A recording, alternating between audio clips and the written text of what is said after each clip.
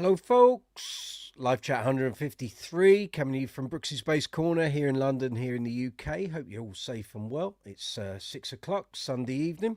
It's live chat time, isn't it? Good to see you. I see Stacey's messaged already.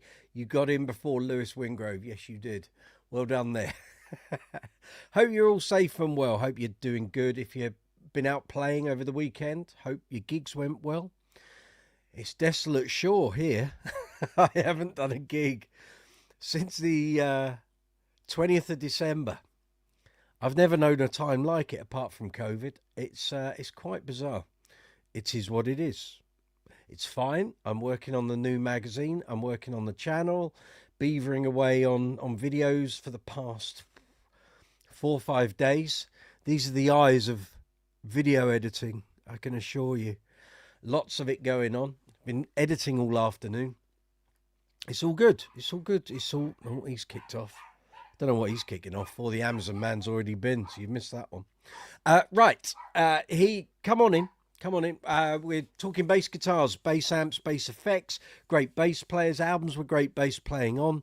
If you've got problems with your gear, let us know. If you've got technique issues and you don't know how to solve it, then come on in. Ask us. We'll try and help. That's what we're here for. Here for a couple of hours, usually 3 hours. If it goes a bit quiet, we'll do 2.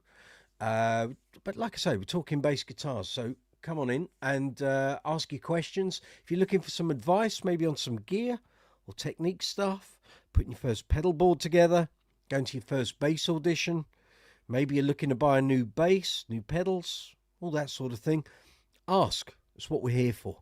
Try and help you as much as we can.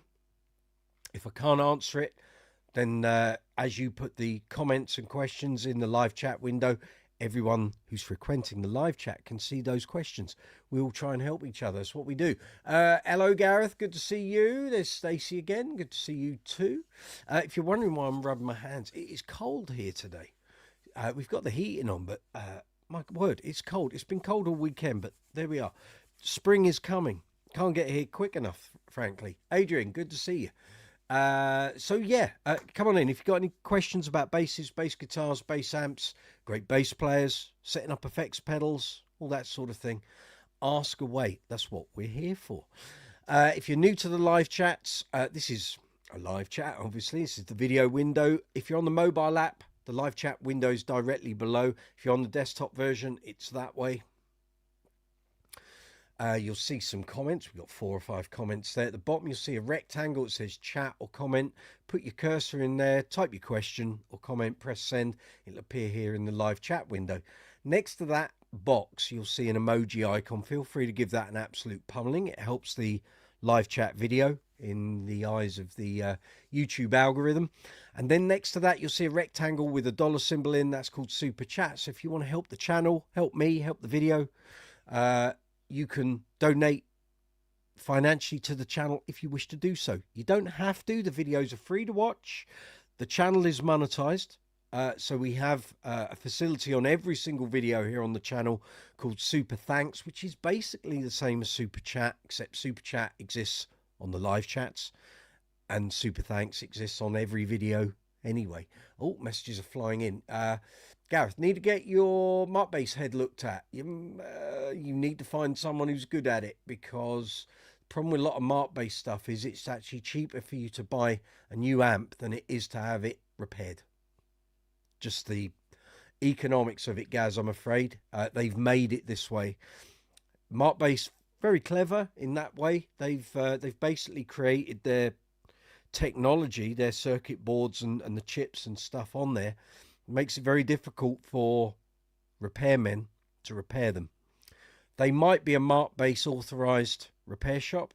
Still, I get the quotes before they do any work, because I've heard various stories of people putting MarkBass amps in for repairs. The guy says, oh, it's going to cost this, and then they have to start ordering up chips and this and that, and in the end it costs more than the new amp. So just be aware. So what are you saying? Need to get your MarkBass head looked at. It started clipping almost as if the gain is too high, but running the gain at around 9 o'clock. Good job you had your elf on your gig bag. There you go. Electric Lowen. Hey, oh, sorry for not being on here much. It's okay. As most of you know, my dad is battling against cancer and he had major back surgery. Yes, he had to have emergency surgery a couple of days ago. Mate, thinking about you. Thinking about you. Brittany Dickens, hi, welcome. We're talking bass guitars here. Feel free to get involved in the conversation if you so wish. Electric Lowen, and he was rushed to intensive care unit after the surgery. Oh, goodness, you are in the wars, sir. Well, you have my thoughts and best wishes, condolences, sympathies to your dad. I hope things improve a bit, but I think on one of the previous live chats you did say he was quite elderly, so all we can do is hope for the best. Hope for the best, but thoughts and best wishes going out to you. So like I said, we were going through the bits and pieces on the live chat. So you've got the live chat window, you've got the comments box, you've got the emojis icon, you've got the super chat facility. Again, if you want to help the channel financially, you can. We aim to keep this channel running for 20-25 years if it comes to it. But if you wish to help me, the channel, everything you see in the videos, the lights, the stands, the cables, the mics, boom stands, pedals, basses, amps, everything you see in the workshop videos, all of that comes out of my pocket. So if you want to help the channel, keep it ticking over, everything working as it should, feel free to use that super chat facility. Underneath the video window, you'll see a row of icons. There's a thumbs up and a thumbs down. Please give the video the thumbs up. Makes the most important thing you can do for the video, for me as a creator, for the channel. Thumbs up. They cost nothing. It's just a click of your mouse, a tap on your phone screen or your tablet. Westfort, good to see you. But it helps the video progress through the algorithm. The more thumbs ups we get, the more this live stream gets pushed out to other bases on YouTube. And then we get more bases come in. We have more knowledge to call on. That's the way it works. But if you can give the video a thumbs up, that'd be fab. If you're going to give it a thumbs down, then please leave a comment in the comments section, not in the live chat, but the comment section of the video. Let me know what you don't like. I can't make the videos better if I don't know what the problem is. Next to the thumbs up and the thumbs down, you'll see a share arrow, so you can share this live chat out to social media, email and websites. There's a watch later facility. You've then got the super thanks facility, which is the love heart with the dollar symbol in. Works the same as the super chat facility. Basically, it allows you to donate money to the channel if you wish to do so. Then we go into description box. You'll find timestamps in there for this video from about midday tomorrow. So if you're watching this video after we finish, the timestamps allow you to jump through the video. So, excuse me.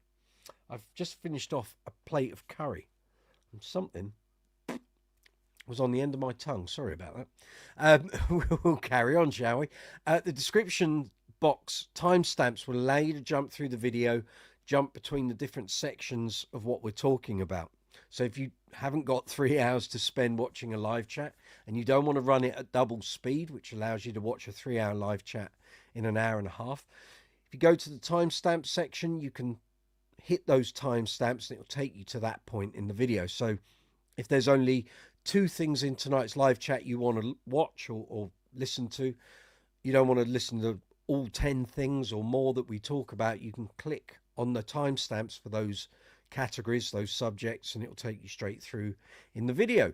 After that, you'll find Brooks's Bass Corner merch links. I think there is an offer on. Just bear with me a moment, folks. I will quickly check with Spreadshirt and Spreadshop. I did check it the other day, but the offers and the promos are going so quick on there at the moment, it's hard to keep up. Here we go. We want to log in, would be good. Yeah, Europe, thank you. Go to Brooks's Bass Corner. Hey, there we are. Promos, promo campaigns. We are at the 15th, so up until midnight tonight, it's 25% off, which has been running since start of play yesterday. So 25% off everything across all the stores, all items. Brooks's Bass Corner merch, 25% off up until midnight tonight. That's how that works. So you got the affiliate links for the Brooks's Bass Corner merch. After that, you got affiliate links for the Bass Centre here in the UK. top cashback and VIDIQ. You've then got bass related affiliate links for Amazon and THOMANN. So if you've got any bass related purchases, maybe some strings, gig bag, a new pedal, new amp, new bass, anything to do with basses, bass guitars. If you use those affiliate links, when you go through the purchase, the channel gets a small, I do mean small, affiliate commission, but all those small commissions add up to a bigger amount, and that also goes towards keeping the channel running. After that, you'll find social media links. You'll find some Facebook, Instagram, BeReal, Reddit, Quora, Discord, and TikTok. There we go. All done. Electric Lowen, he's going to be 64 this year. Your wishes and prayers have been sent. And because he couldn't really speak, he started to cry. Oh, because he was so moved by the support. Well, there we are. Folks, enjoy your time. Make the most of every day. Soulstart. Hey, I've got a Gensler Magellan 350 with a Gensler cab. Looking to warm up the tone, add something to your pedal board. Any ideas? Yes. Sounds like you might want to look at maybe a preamp pedal. Maybe it depends. When see, I get people describe their tone as warm, or they want to warm things up. Are you talking valves warmth? You talking EQ warmth? You can change your tone dramatically just by changing your strings. If you usually use steels or round wounds, maybe think about moving to nickel strings, heavier gauge, maybe half wounds. Half wounds are a good compromise between flats and rounds. Takes a lot of that sort of zingy top end away. Alternatively, you can go for flats. Maybe tape wounds. These are all options. Save you having to buy pedals. A set of strings is going to be cheaper than buying a pedal. You thought of a low gain overdrive, okay, to give a tube-like sound. Well, maybe. Tubes are tubes. It's hard to get away from the physics of tubes, and I know because I've just had an amp rig from Orange for review for the magazine, which had tubes in, and it didn't matter how much we pushed that gain. Could I get those tubes to saturate? I just couldn't get it. They just weren't distorting. You got the rich sort of coloration and a harmonic resonance that you get from tubes, which is what you want tubes for. But some people, a lot of bass players automatically equate valves in a bass head to distortion. That's not always the case. You might get some low-level distortion, which is what we were getting with this amp, but it wasn't like an oversaturated blah, that kind of full-on overdrive. So a pedal normally isn't going to be able to get you that, although there are a couple of pedals that have valves in. EBS did one. I think it was called the Valve One, I think. And other companies have done similar. But again, you need to go and try those things out rather than just buy them on spec and think, oh, well, that will do the job. You probably buy it and find that wasn't what I wanted. A lot of these things, I strongly suggest, if at all possible, go to a retailer where they've got pedals and preamps and what have you, and just experiment, try things, take your bass with you.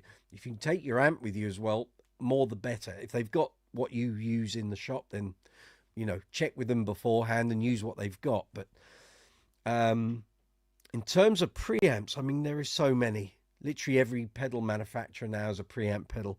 Look at the Aguilar Tone Hammer. It's what I use. I'm very happy with it. I've had it for, goodness, 8 years.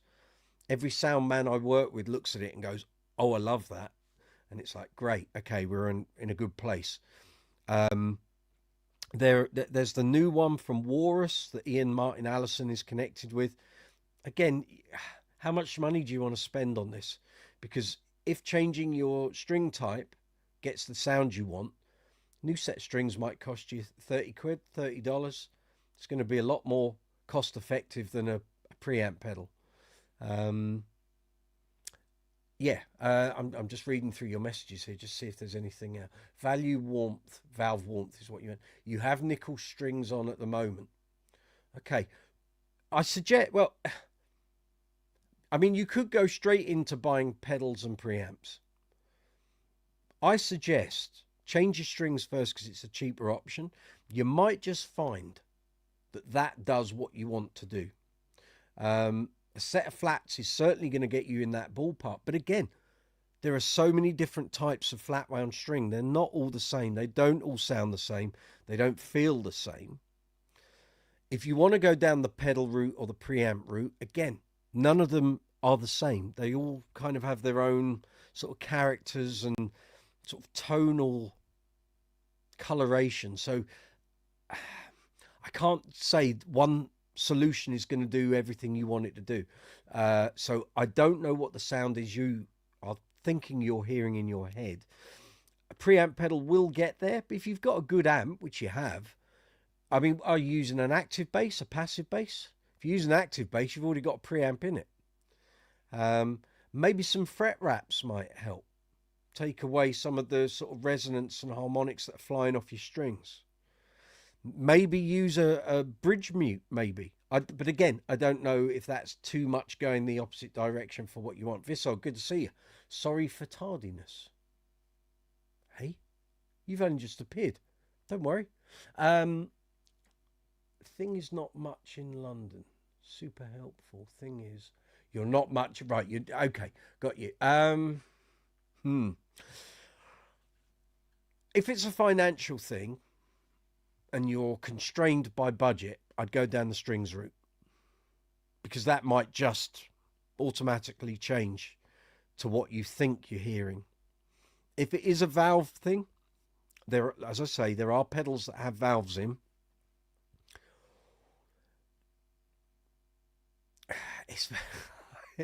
You're stumping me because I can't. You play a passive P bass, okay? Well, you're already kind of there, aren't you? So maybe an EQ pedal might get you what you want, allowing you to boost more bottom end without going too woolly. Maybe boost your low mids and take some of the top end down.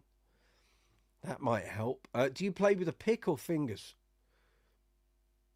I mean, you could always incorporate some palm muting when you're playing, where your palm rests over the strings towards the bridge. Play with your thumb and your fingers. That'll take some of the extra clarity away.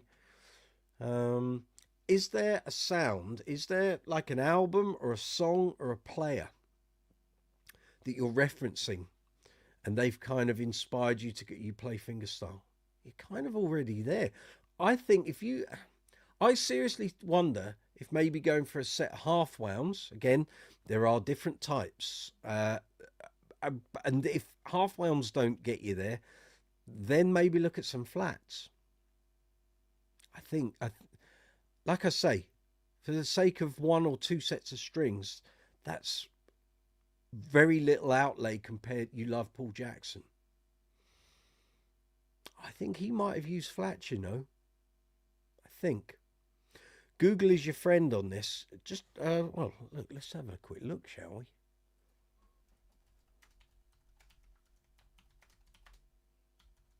Bear in mind, the sound you would have heard from Paul Jackson would have been coming through recording desks and everything else. He used dead Rotor Sounds 66 swing bass round wound strings. Well, okay. Well, you can either buy a set of round wounds and absolutely kill them off, or you can pay me a $5 and I'll send you a set of my old strings, because they will be utterly dead. If you have the set that came off my well, in fact, I could do you a deal here. I could sell you the strings that I use for the Bass String Experiment series. They did 73 shows and they're deader than a tramp's vest, so you could have those strings if you want. I suspect Paul Jackson was using dead Rotor Sounds because at the time Rotor Sound were freely available. Well, say freely, I mean they were available readily in shops, so he probably just put a set on and absolutely killed them to death. I think a set of flat wounds is probably going to get you closer than anything else, really. But if you're set on a preamp pedal or some sort of EQ or something else, then you're going to have to get out there and try some of this stuff. Or, it's Mike, by the way, not Martin. Oh, Martin further up. Sorry. Or alternatively, you're going to have to look at some demos on YouTube. But I mean, you can look at any of the preamp pedals. If you can find one of those EBS ones with the valve in, that might be a good way to go.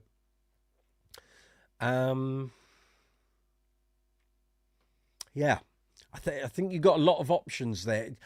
Basically, I think you've probably got to create a list of the sort of viable paths. So you're looking at strings, string muting, preamp and EQ pedals, and after that, it could be a combination of all of them. Martin, the TC Spark Boost is fairly inexpensive, can give a little something towards tube drive sound. Okay. I mean, you might, I mean, have you considered a Sons amp, one of the original bass drivers? Because they're kind of geared around an Ampeg sound, an Ampeg tone front end in a solid state box. That might get you in that ballpark. Stacy, oh my goodness, Electric Low, all the comforting vibes sent your dad's way. Yeah, there we go. Westford, all the best to your dad, Electric Low. And hey, beat after beat, good to see you. I would do that if I were you, and I was going for this thing. I would look at the strings, look at the muting and resonance of the instrument. Have you got? Is it a maple fingerboard or a rosewood board on your Precision? Because the maple board is going to make it slightly brighter, a little more clattery. Might be worth, well, I don't even know if it's a consideration, replacing the neck with a separate neck with a rosewood board. Maybe. I know people have done it. Maple board on an ash body. Well, haha. Okay, right. Well, you're going to get lots of harmonics and resonance flying out of that. An ash body is very resonant. Things jump out of an ash body. Maple fingerboard as well. You're going to get bright tones. I think, yeah, you kind of need to rein in the frequencies that wood and whatever the pickup is as well. I'd try the strings and some fret wraps and see if that helps you. It's not going to give you valve characteristics. Only a valve will do that. Like I say, you plug into a solid state amp, whether it's got a valve in the preamp or not, then go into an all valve amp.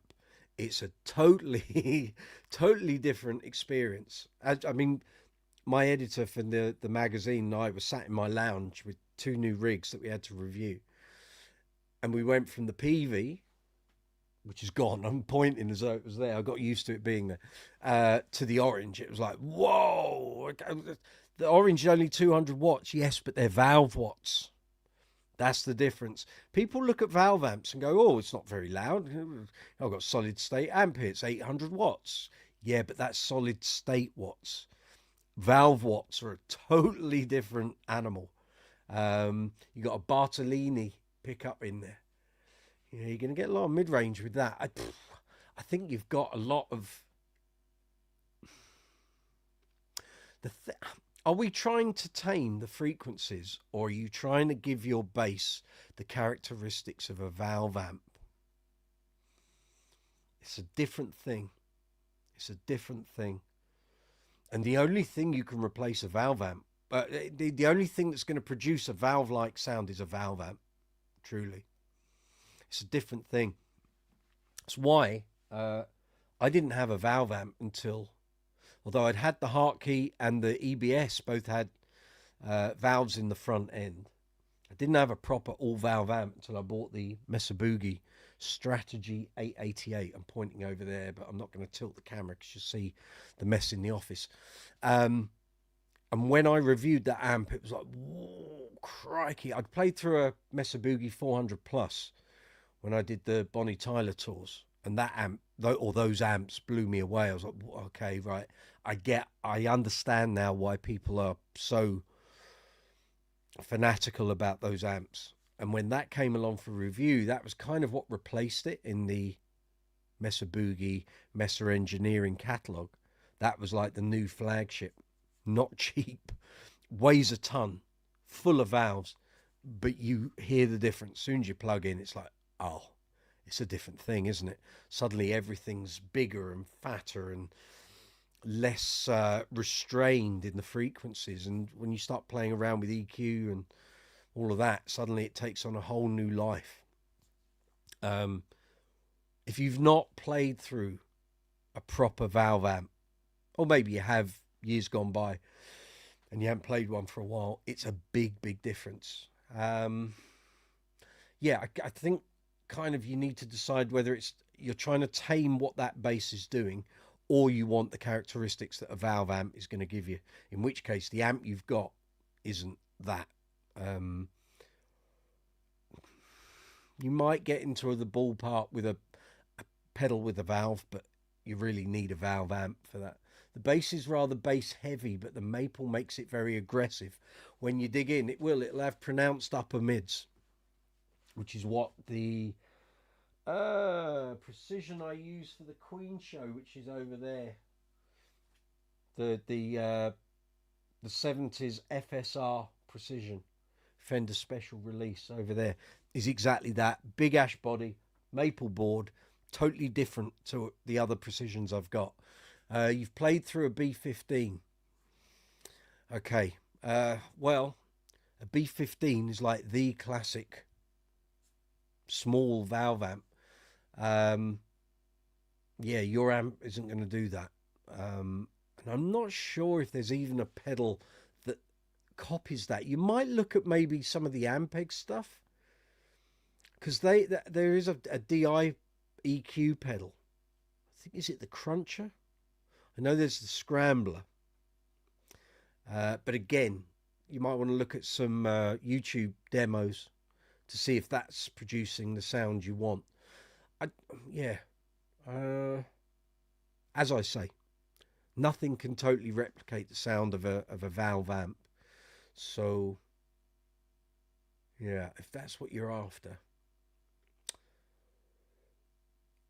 Yeah, there's a lot of possibility. Like I say, you could probably order 5 pedals. None of them are going to get you the tone that you're kind of after there.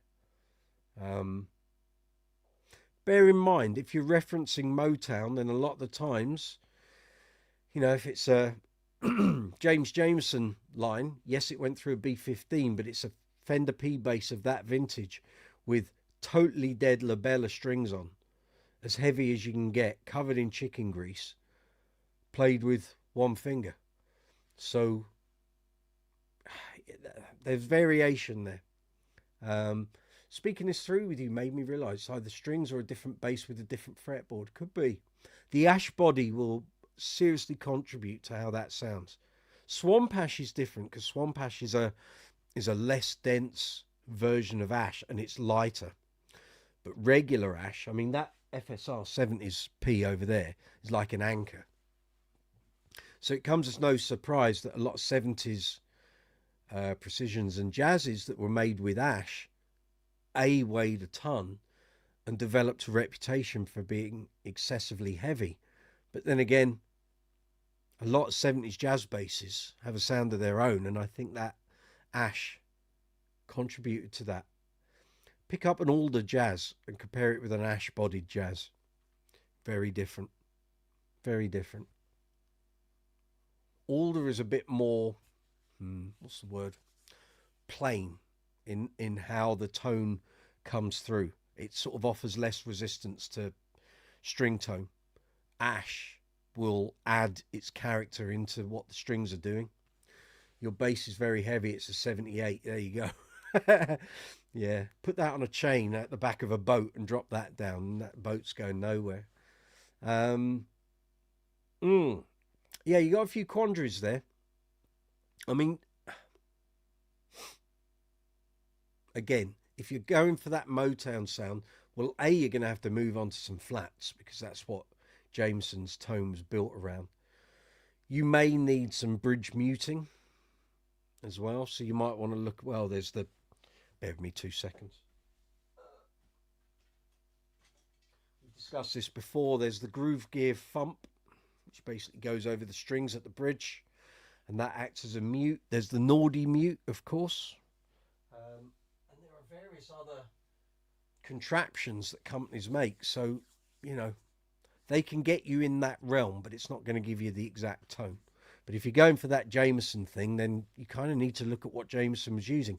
And at the end of the day, you've got to remember it was all going through studio desk. Who knows what, you know, EQ and stuff they were putting on there. But there's all those sort of parameters to deal with. So, yeah. Have I played GHS pressure wound strings? Yes. I've got a G&L LB100 with exactly those on here. They came fitted with them. Sorry, they're basically half wounds. Yep, brighter than half wounds I've used. To be fair, my favourite half wounds were Piccatos, but obviously Piccato as a company doesn't exist. The brand still exists. They're not the same strings though, and unfortunately I've used all my supplies of them. So I wish I'd bought a lot more sets of them when I had the opportunity, but I didn't. But these are okay. They're okay. But like I say, I think a lot brighter than the half wounds I'm used to.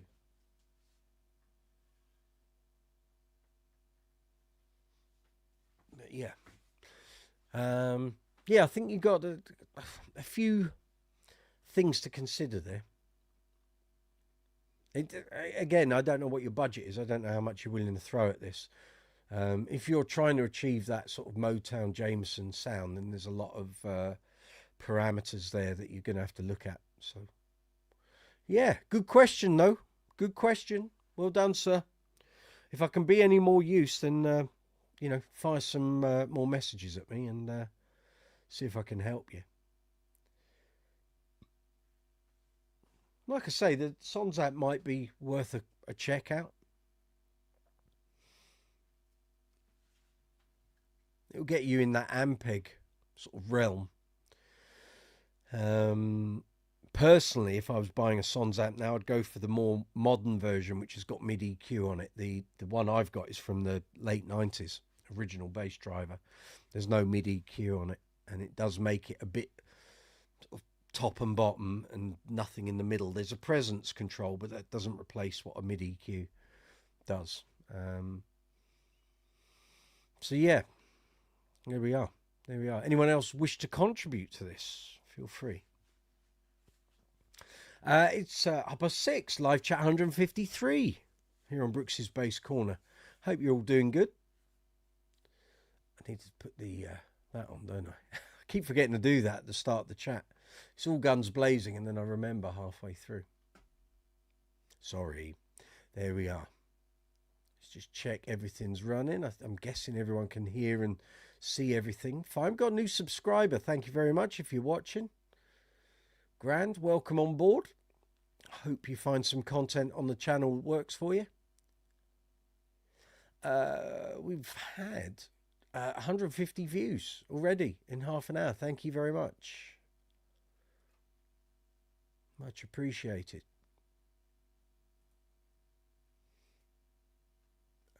That's all there. Stream health is excellent. That's what we like. And that one also is excellent. Good. We're firing on all cylinders here. So how's everyone doing? Anyone, any new purchases? Anything you're looking to acquire? Let's have a look here. Have I played the Dario and Rotosound half wounds? Rotosound, yes. The Darios, no, not to my memory. Rotosound half wounds are great. I've got them on, they're called pressure wounds in the Rotosound catalogue. I have them on my Lakeland 5502 over there. So they have the feel of round wounds, but without all that sort of top end fizz and sizzle. They're slightly tamed. Nice.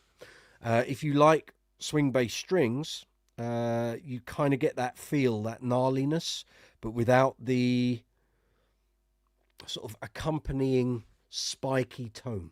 They're a little more reined in. The Darios I haven't tried though. Michael Anthony, good to see you. Been trying to connect to this stream. We had a big storm blow through last night Internet keeps coming and going. Everything's coming and going these days, I find.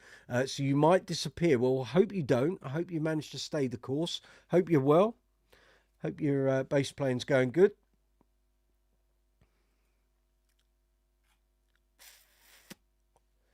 So have you got any questions? Any bass questions? Can be gear related, player related, technique related. Whatever works for you. Fire away.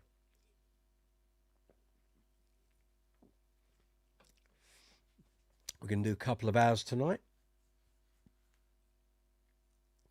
Demos will be appearing in the next couple of days. I've just been finishing off the magazine reviews for the new sampler issue, which we've been speaking about over the past couple of weeks of live chats, and getting those off to my my editor. He's a very busy chap. Not surprised. I think he'd forgotten quite what this magazine lark entailed. So he's been working every hour God sends. Leo, thinking of putting some pink DR strings on the JD. Do you use DRs? Don't think they do pink DRs in your gauges. I think the neon strings are stuck at 4000s and 4505s. Could be wrong. Electric low end, forgot to mention that emergency surgery was because punctured large intestine. Oof. And hospital staff probably were at fault. Oh my, in the other hospital. So much happened during the last few weeks. Mate, I hear you. You guys are in the wars there. Michael Anthony, prayers and positive thoughts and energy to your dad and you. It's a terrible job being a caregiver. Yeah. Difficult times.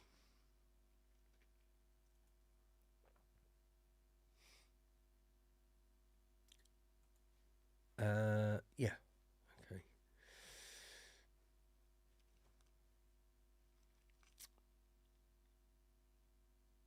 So it's been a little quiet on the channel this week. I've been exceptionally busy. I was at my folks Monday and Wednesday. Just a million and one things all happening all at once at the moment. And the video review stuff for the magazine. And. It's just like jobs. But there is light at the end of the tunnel starting tomorrow. So it could well be the Alembic Persuader demo goes up tomorrow, I think. And I'll try and get another one out this week as well. Leo, don't use DR. Yeah, they don't have them in your gauge. I didn't think they would. Those things do look cool, but you really, to get the most out of them, you need to be playing somewhere where they have a UV light. Otherwise, they don't really have much effect, to be brutally honest. UV light is the win-win for those. If you use Google, you can search for DR neon strings under UV light, and you'll see what happens. But in regular light, they just look like pink strings. There's nothing particularly standoutish about them. Soulstar, actually, you've got another one. That's okay. Keep firing away, sir. I know the first instrument cable is important in terms of signal quality. Okay, you've got a Megami. Is the quality of lead that goes from your last pedal to amp as important? On that basis, you would need to make sure that every patch lead is of a high quality. To be fair, I use Ernie Ball patch leads, and I use whirlwinds at the start and at the end. If you're in a recording situation, I mean, the whole discussion about lead quality and cable quality has been going on for decades. It's no different than the discussion, and we've said this before on live chats, no different than the discussion about hi-fi separates and hi-fi quality sound by old men in their 60s and 70s. They've lost the quality of their hearing. So when they go, oh, you know, I can definitely hear a 1 dB drop in the 100 hertz. No, you can't. Your hearing's going. I've got raging tinnitus I've had since December in one ear. I've had tinnitus basically for about 15 years, but I've got a real thing going on in that ear at the moment. So when old timers tell you they can hear every nuance, and it's crap. They're talking rubbish. Your hearing deteriorates over your life, just as your sight does. So, and again, I've seen this discussed by older gents and ladies on various bass forums for the best part of 30 years, where they will spend fortunes on their cables. And as I say, there comes a point your hearing is getting worse, whether you like it or not. It is deteriorating. And you can have all the best cables in the world. It doesn't mean you can hear the benefits of it. And my perception of it, unless you're in a studio, in which case most top quality studios will provide the cables that they want you to use anyway. On a live situation, and again, if you were playing with big names, all of that stuff gets bought. You don't bring your own. It's all provided. You literally walk on stage and plug in. You're not taking your cable from your little gig bag that you use on pub gigs. So if you're a working pro, good quality cables, absolutely. You don't want rubbish. But at the same time, you can spend a full fortune. A small fortune, it's already happening, isn't it? You can spend a small fortune on cables and never hear the benefits of it. And I said the other week, I've been using Whirlwind cables since September 1996. And in all that time, and I've bought quite a few, I've only had one that's now 30 years in. I think it was one of my original cables. It's starting to give me a problem. So if you're going to go down that, my cables have to be of the highest quality, then you have to make sure every single cable in your link pathway are all of the same quality, and make sure that the cable connecting your amp to your cabinet are of the highest quality. But I could tell you, you can buy all that stuff, and we could do a test in a recording situation and a spectrometer and stuff. I wouldn't be surprised you don't really see too much difference. And if you're a gigging musician, your hearing's going to get battered and from the drums, the amplification. I'm not convinced that IEMs aren't causing me an issue and probably causing other people, because all you're doing is blocking off your ears and turn the volume up on the IEMs. It's no different than not having something in your ears and there being a lot of residual sound around you. And I wouldn't be surprised if this ringing I've got in that ear at the moment is because of IEM use. I wouldn't be surprised. So that's my take on it. If you wish to spend lots of money on your cables, you go for it. But I tend to use the best quality I think I can afford and that's reliable.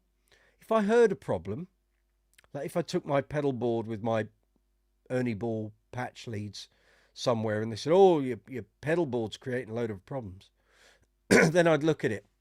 But I'd never had that. So electric low end. You're saying thank you to Michael Anti. It's cool.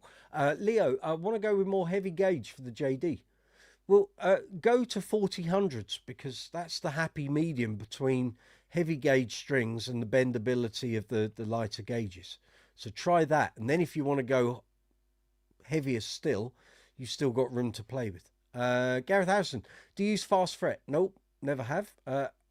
You know a few guitarists that do, but never used it yourself. No, again, I said this on a live chat, I think just before Christmas. For me, using something like fast fret, at the rate I used to do gigs years ago, it was cheaper and easier for me just to put a new set of strings on. When I had a string deal with Picato and they were £5 a set, it was cheaper than the thing of fast fret. So it made sense for me just to give the strings a quick wipe down after a gig and use it. Well, generally I'd get 25 to 30 to 35 gigs out of a set of strings. So I just replaced the strings. It just seemed like a cheaper and easier way of doing it. And it also means I'm not playing strings that are moving more into that realm of snapping. So if you're replacing them after 25 gigs, well, it's a brand new set of strings, isn't it? Leo, got to go for dinner. Catch you later. No problem. Take it easy. Soulstar, you appreciate the advice. What we're here for. Michael Anthony, is your Lakeland 5502 heavy? Heavy-ish, not overly so, I don't think. Yours is, but I like that about it. It's a quality slab of wood. Yep. Then you've got a 4402, and it's hardly a bit smaller, but it's light as a feather. It'll be the timbers. I bet your 5502's got a heavy old bit of ash there. Probably. I don't know if they play around with the... Here he is. It's that man with a voice for voiceovers. I'm not sure if Lakeland play around with the Skyline body timbers. Let's have a look.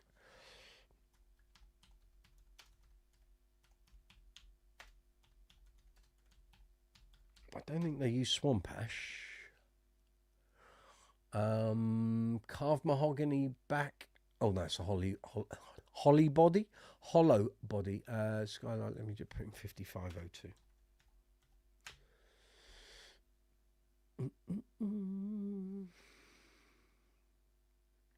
Ash, sometimes with fancy tops. There we go.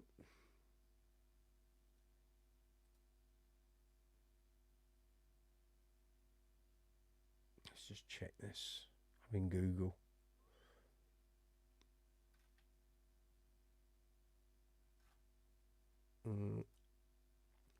Bodywood, ash, there we go. That's probably what you got, Mike. 4402.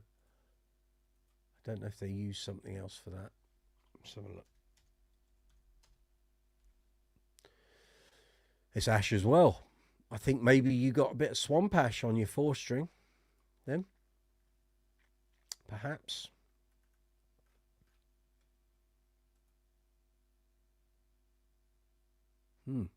Yeah. You might have got a bit of swamp ash there, which would be why it's lighter. Not swamp ash. Okay. Well, there we go. There's the differences between bits of wood.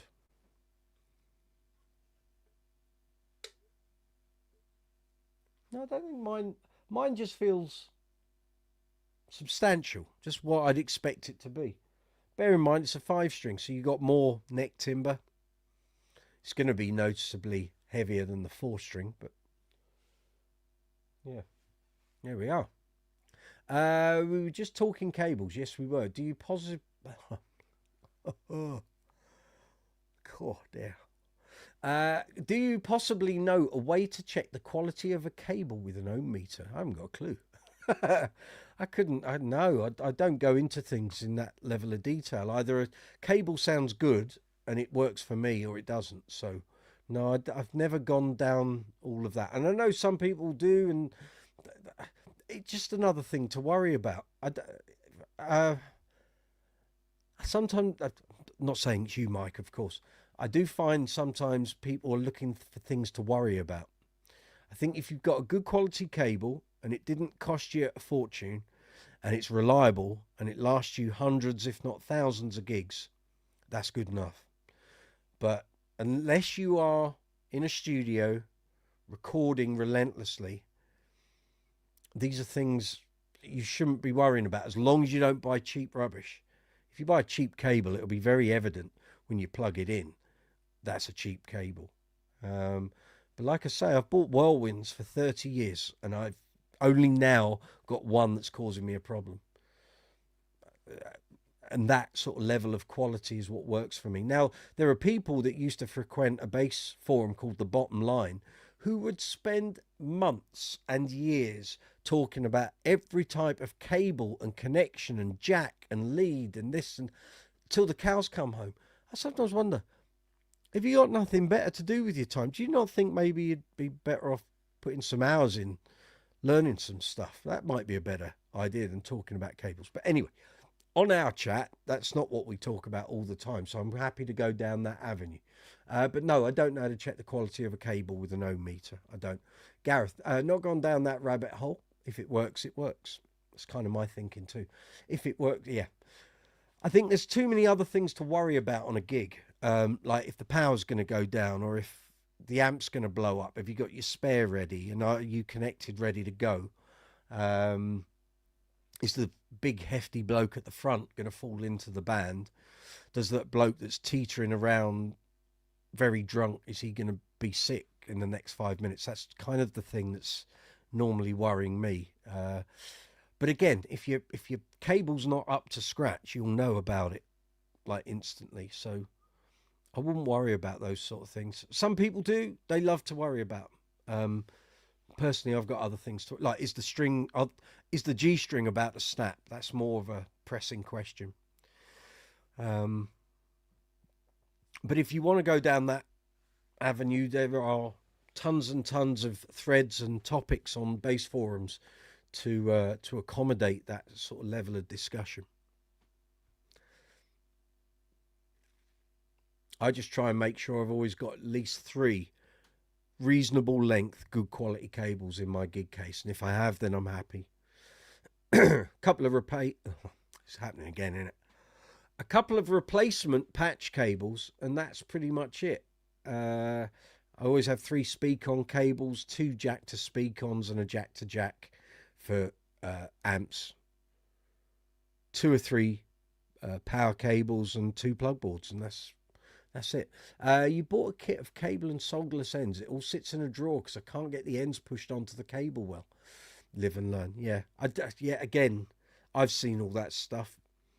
I think we were going to get sent some back in the old days of the old magazine to test and review, and I just went, I don't want to go anywhere near that. I think you're worth putting money into recommended good quality cables and just get on with it. And like I say, if a cable's bad, you'll know about it. But generally, bad quality cables don't last very long in the market anymore, because people know, just buy a decent cable. Clots used to be the thing everyone wanted, and then Whirlwind sort of were there, and there were other makes, but yeah. To be honest, the cable, as long as it's good quality and it's working, not giving me any grief, is something I don't even worry about. And that's something I can say actually for Whirlwinds. I've never worried about them. As long as I know I've got a few in my gig case, I'm happy. But like I say, there is a problematic one now, which is there, which has got tape around both jacks, so I know it needs either repairing or throwing away. We will see. We will see. It's coming up towards 7 o'clock here in London, here in the UK. Hope you're all safe and well. Brooks's Bass Corner, Live Chat 153. Martin, you gigged with a single Whirlwind for years. There we go. There we go. They were readily available. I'm not sure how readily available they are now. I think they might be on most online retailers' cable section.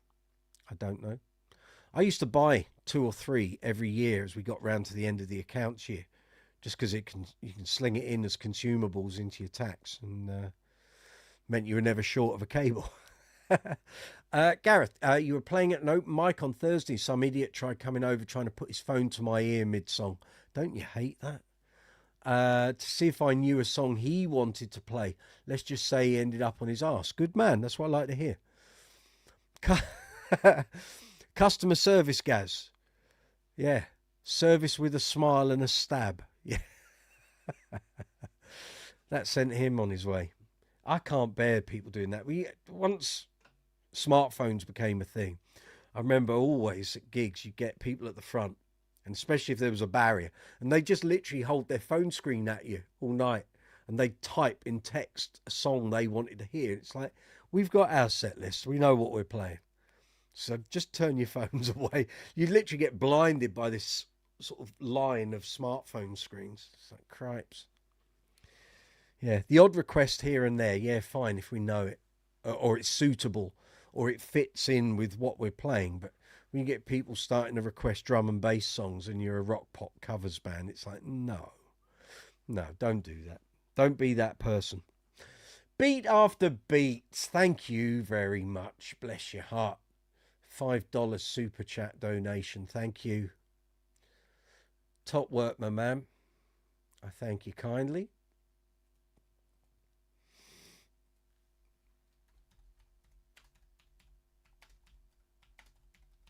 Appreciate that.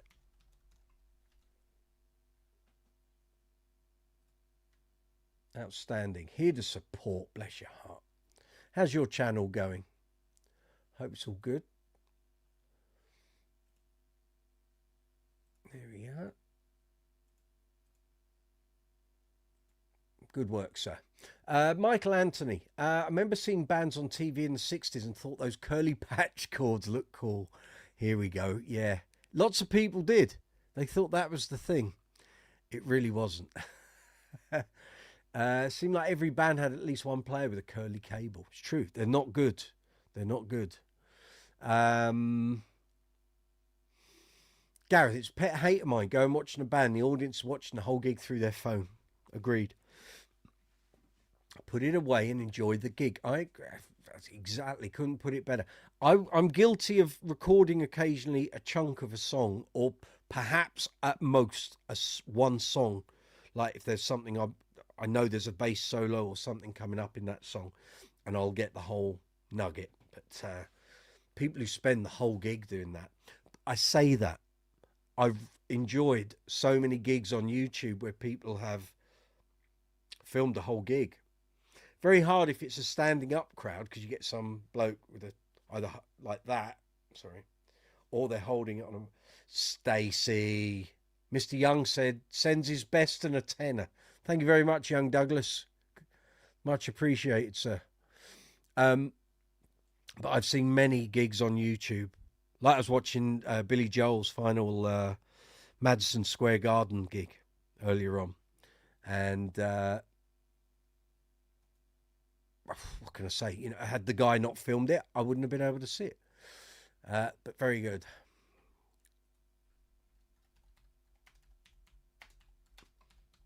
So there are bonuses to it, but I think if you're on the floor and it's a standing concert, it's bad form to stand there and just record the whole show. If you're in the seats and not everyone's standing up and you can hold your phone sort of relatively low so it's not impinging on the people behind you, that's not so bad. Thank you, Mr. Young, for your $10 donation.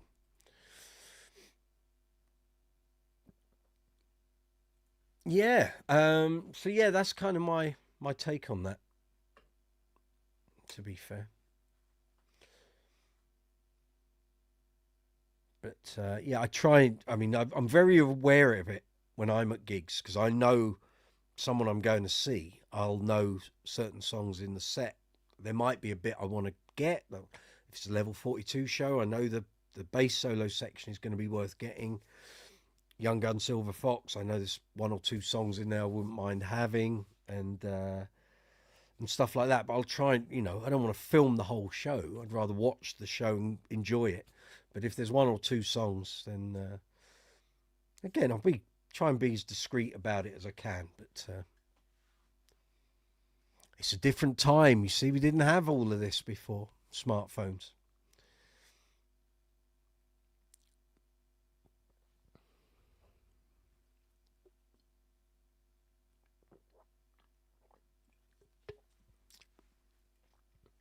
Even with the old style phones, you could do videoing, but it really didn't look very good. It's Hoyt. Played a gig last night for the first time in a while. The crowd was meager, but eager. Not a bad thing. Not a bad thing. If the crowd are getting into it, that's all good. Indeed, 317 just got introduced to Henge. Holy, what a band. I don't know who they are. I'll have to check them out after this live chat. What sort of band? What are we talking here? They're not the Henge, are they? They're not a spin-off from Spinal Tap. Or maybe they are. Gareth, don't mind the odd bit here and there. I've done it myself, but it's just when they do it for the full gig, I get it. If you're in the seats, it's not so bad. But if you're on the standing on the floor or in the stalls seated, it makes it a real... Watch DNA, insane. All right, I'll check it after the live chat. I will do that. Oh, a message popped up there. It's like Space Funk Rock. Okay, like a trippy band. Don't know how to describe. They're over in the UK. Okay, yeah, I will. I'll check it out later on. I will do that. Let's just check. We've got any new subscribers. We were at 132. We're still at 132, but that's fine. Viewers, well, good. Nearly 220. Thank you, folks. And it's just turned 7 o'clock here in London, here in the UK. Thank you for the views, gang. Very much appreciated. Let's just check we've got anything on the community tab. I think we're okay there. We are. That's all fine. And that's all working. And stream health is excellent. That's what we like. And that is oh, Michael Anthony's in now, isn't he? $19.99. Thanks, Mike. Fabulous. You've got to do this before your internet drops out again. Well, thank you, sir. I appreciate it. Good work.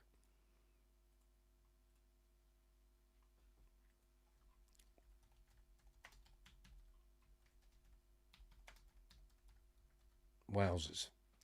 It's flying in this week. Very good. Fine work, folks. Fine work. Yeah. So have you got any questions about basses, bass guitars, bass amps, bass effects, great bass playing, albums with great bass playing on, of course. You want to talk about the new magazine? Feel free. Anything you want to ask, let me know. Stacey, having a laugh with Mike. Get you. Well done, Maestro. The Silver Tongue Cavalier. Yes, indeed. So only a couple of weeks now till the mag starts. The sampler issue gets launched. There's a link in description box if you're watching now or watching after we finish the live chat. If you want to take out a subscription with the new The Bassist magazine, which launches in 2 weeks' time, there's a link there. If you use that link, I'll put it in here as well.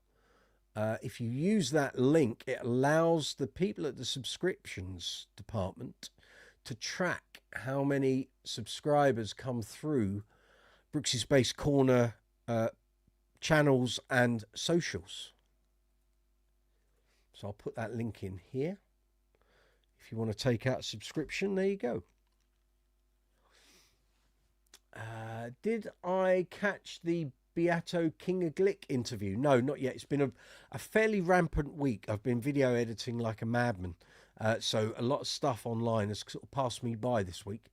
Gareth, just got tickets for the Love. Can't say I'm the biggest fan, but my mum is, so I'm taking her. The Love. What's that? Who are they? I don't know. The Love. Flesh that out for me, Gaz. I don't know who you mean.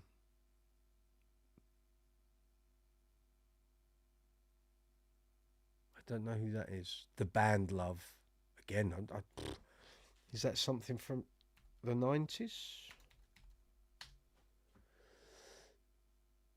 Oh, an American rock band from 65. Good Lord. Do you know what? This sort of band I've probably heard of but never listened to. That's probably... Yeah. Yeah, I don't think I've ever listened to anything of theirs. Not knowingly. I do know that album cover, but yeah, not really been on my radar, I can say. Sorry to admit. They have quite the fan base. Okay. Are they something I should check out, Gaz? What's your your opinion? Zuma, were we supposed to be recording the Rio episode of our much loved and much heralded Duran Duran series? I was under the impression we were doing that this weekend, but I didn't hear anything, so I assumed you were busy. Soulstar, okay, another question, that's good. Power supplies for pedal boards, okay, so many options. I'm making your first pedal board, which will have around 8 or 9 pedals. Isolated power supplies are recommended. Any recommendations? Yes, I bought the True Tone, the company that do the one spot. I did their, oh, where is it? It's in one of the boxes here. I bought it, it's going on my pedal board. In fact, let me go into my emails. I will tell you what I bought. Shopping, here we go. Base purchases. That, isn't it? Right, that would be 2024. So here we go. I bought the True Tone One Spot Pro CS12 multi-pedal power supply because it looked like it would cover all the eventualities I might have. That's the one I went with. Doesn't mean it's the ideal one for you, and there may be newer products out there. But that's the one I went with. That will be going on my pedal board before we start gigging for festival season. So, yeah. Michael Anthony, I've seen most of that Beato King interview. Must be something in the water in Poland. There's amazing bassists over there. I don't think they've got a lot of other things to do, if I'm honest. It's you get great musicians in places where there aren't tons of things competing for people's attention. You love the covers by Julia Plays Groove. Yes, she covers Real Life Monstrous. She's a good player. King of Glick's a good player too. Soulstart, new isn't always better. I couldn't agree more. But I do love the True Tone products. I've been using One Spot since, blimey, mid-2000s. Not long after they first sort of started appearing. I've got 3, and I'm still using the first one I bought. So it's got to be, if it's not 20 years old, it's very nearly 20 years old, and it's still going strong. So, and I have 2 spares, and now I've got that that isolated one. So, yeah. Zuma, I think next week, if you can. Yes, I can. Also had a hectic week. You were babysitting a dog, that's fine, which did not get along with your cat. Good one. Gareth, never really deep dived, only listened to one album, the hits. The album Forever Changes is worth a listen. Okay, maybe I'll have a listen. And Soulstart, you're going to check out those True Tone stuff. Good. They do a smaller one, but I've often found that when a company does 2 products that are similar and one is smaller and one is larger, I've always needed the larger one eventually. So I always just buy that as a matter of course these days. Just gives you more headroom. It'd be really annoying if you spent a lot of money on the small, slightly smaller, less featured product, and then somewhere along the line you got to upgrade to the bigger one. Gareth, mainly going as my mum wants to. That's all right. You suddenly might find you like the band. Indeed. Sir Anthony over in the mobile chat. I see you're my guy. Hope you've been well. Phil's stream yesterday was pretty good. There we are. It's a sweater. Yeah. Zuma, that reminds me of Jerry Seinfeld got stuck with a big dog for a week. Yeah.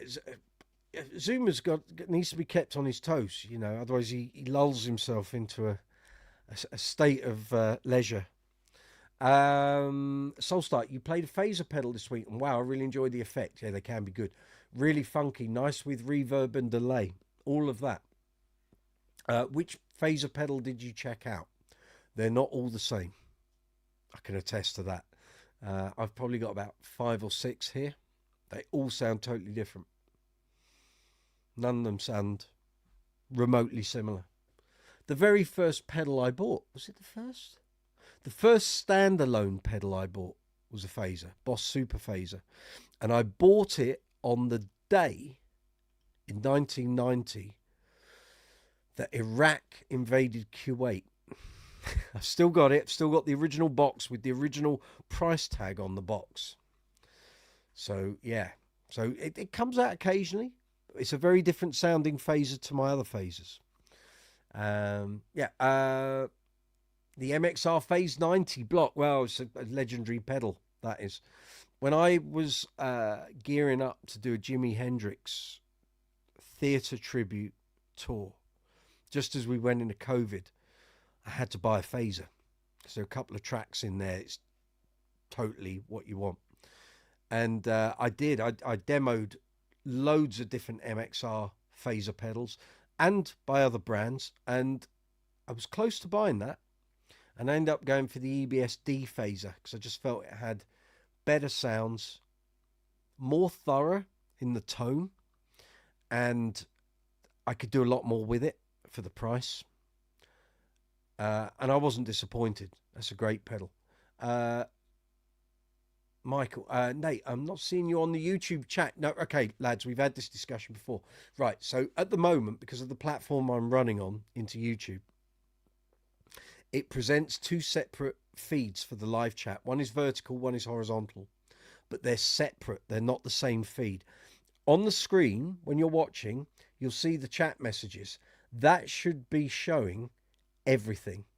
But in the chat window to the side of the video, if you're watching the horizontal feed, you will only see the messages that are sent by people using the horizontal feed. If you're in the vertical feed, you will only see the messages from people watching and messaging via the vertical feed. At some point, when I get my crap together, I will consolidate both into one feed, so we will run as one, and YouTube will do the detection based on the device you're watching on. So at the moment, when I go into my analytics on a Monday morning, I have two entries for the same live chat. It would help me a great deal if it was all consolidated and it was all just one number for the amount of views, but it's not. It's two separate numbers. But there we go. There we go. Right. And Soulstar, Aguilar Grape Phaser sounds cool. It does. It's a little polite, if I might say that. I did do a review of it back in the early days of this channel. And as time went by and I used more and tested more phasers, the Aguilar is fine. And it's a very good pedal. All Aguilar pedals are. But I have found with some of their effects, they can be a bit polite. So you don't get... Sometimes what you want from an effect is that wow effect. You just want it to take your tone, just like... Not hit people, but you want it... It's like with fuzz. You have a polite fuzz. You might as well not bother putting it on. You want to put it on and it's suddenly... And then you take it off. It's like a stamp on your bass tone. The Aguilar Grape Phaser, as lovely as it is, didn't do it for me. And when I was searching for a phaser pedal, so this goes back before we even had the YouTube channel, I was in Bass Direct and I must have tested about 7 or 8 phasers. And the Aguilar was not there. It wasn't in my top 3. It was the EBS, one of the MXRs, and I think there was a Boss. I think it was between those 3. There was a Boss, but it wasn't the Super Phaser. It was something else. It might have been the later progression of it. Yeah, Aguilar. All Aguilar stuff's expensive, sadly. Russell, good to see you. I have tried Zoom B1X4. I got mine new for $100 on a sale. Love it. Zoom has a huge tone print effects catalog. There you go. Might be worth checking out. It's surprising how a pedal board can become very expensive. Lewis, Brooks's Bass Corner to Lewis Wingrove. Are you there? Russell, I still haven't learned how to use the looping features yet because I've been playing with the sounds. That's okay. Bill Clements, good to see you. The Baseballs pedal is quite rude. Yes, indeed. Soulstart, Russell, I've got the Zoom MS70 CDR Plus for modulation. Russell, Baseballs pedal is a thing of its own, but yeah, it's cool. Yeah, that was the phaser pedal for many years. Kind of Jamiroquai taking up all those funky bass sounds suddenly got bass pedal manufacturers, and also obviously, how can I forget, the two go hand in hand. Jamiroquai and Red Hot Chili Peppers through the 90s suddenly created that demand for phaser sounds and envelope filter sounds and. Soulstart, what's your top 3 phasers at the moment? Well, still the EBS, the D phaser. I haven't used phaser pedal for a while. Oh, how could I forget? Sorry. The EBS would be second. My first would be the Source Audio Spectrum filter, which is my favorite envelope filter come phaser pedal. You can go in, connect it up to your PC, your Mac, or your laptop, whatever, and you can change all the parameters. It's the most flexible phaser pedal there is, as far as I'm concerned. Russell, baseballs is to bass what the Rangemaster is to guitars as far as legendary pedals go. Yeah, I'd second that. But the Source Audio, let me put, there's a, I think Bass the World did this. Bear with me a moment.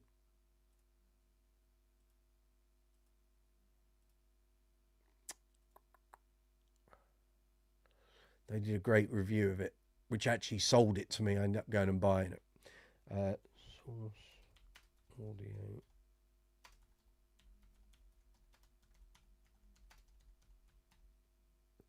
Helps you if you spell it properly, Mike. That'd be good. Here you go. Take a look. Take a look at this.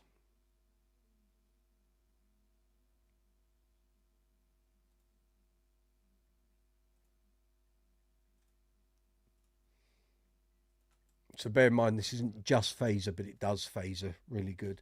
And let me find the Bass the World review, which directly below it's had 83,000 views. I'm not surprised. It's a good video.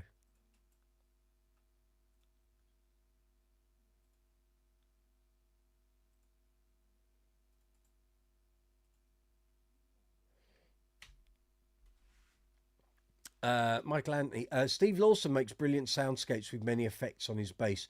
Sure glad he conquered his cancer. Yeah, I might be seeing him at the bass show. Don't know if he's going to be there. I would imagine he will be. Young Steve goes to the opening of a Chris Packet, so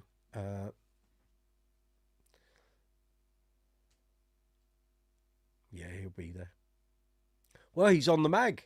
He's there. He's one of the tutors in the technique and theory section.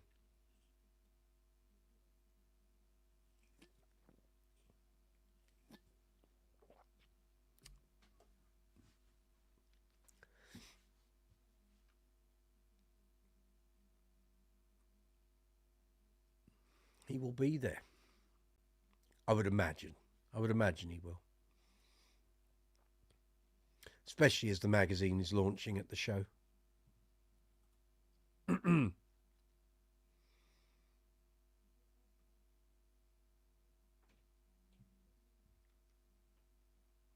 We just passed 250 views of this live chat. Thank you very much, folks. Good stuff.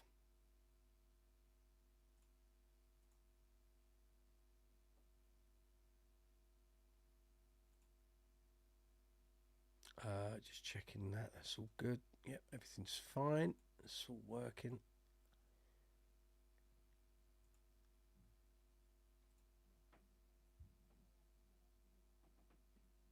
Splendid.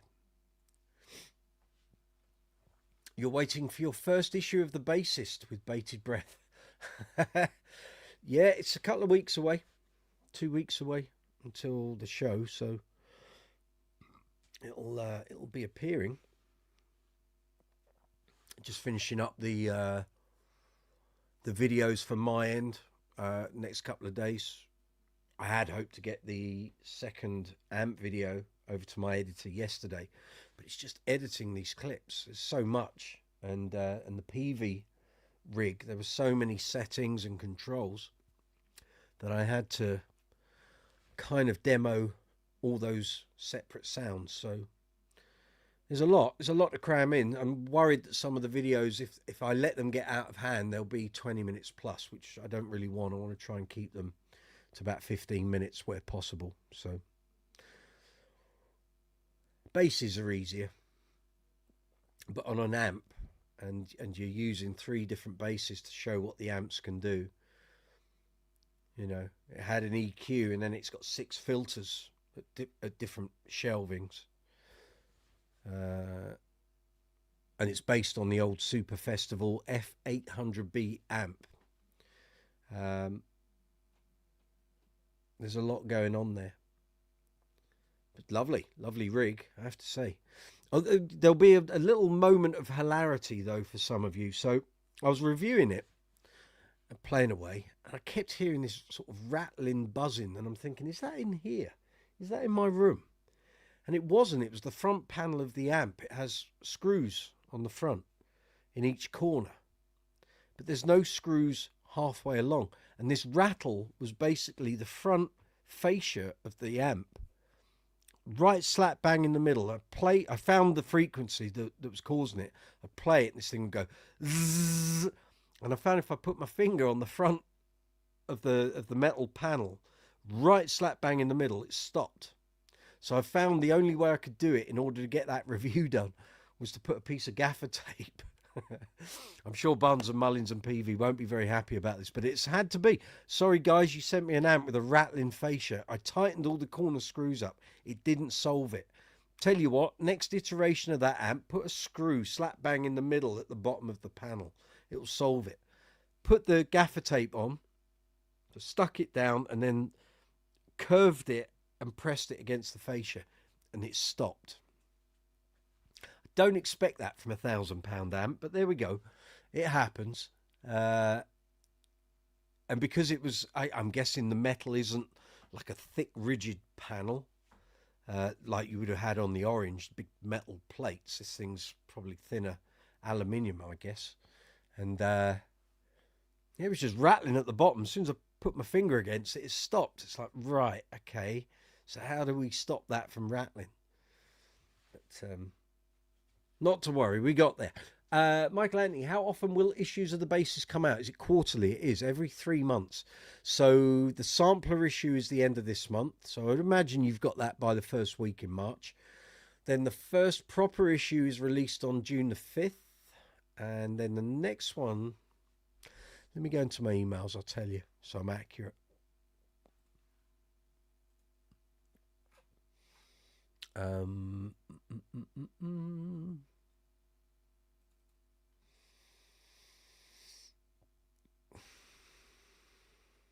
Just bear with me a moment. I'm just going through the list from the publisher.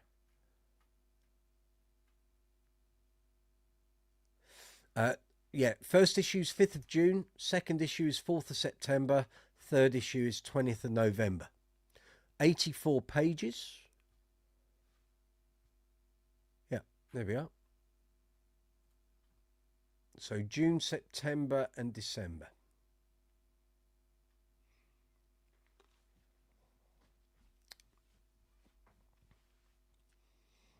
I mean, I've seen what the back page is. I can tell you. I'm not going to show you, but I can tell you it's an interview with me. Because apparently I'm going to be having a column on the back page, Brooks's column, of course. And Joel said, I want to interview you for the first sampler issue. I went, are you sure? Who's going to want to read about me? He said, you'd be surprised. I said, I'd be very surprised. So he did that. God, that must have been at the start of January. So he sent me through the PDF a couple of days ago. And yeah, reads okay. I was all right with it. So you'll see my dreary face on the back inside page, on the back cover.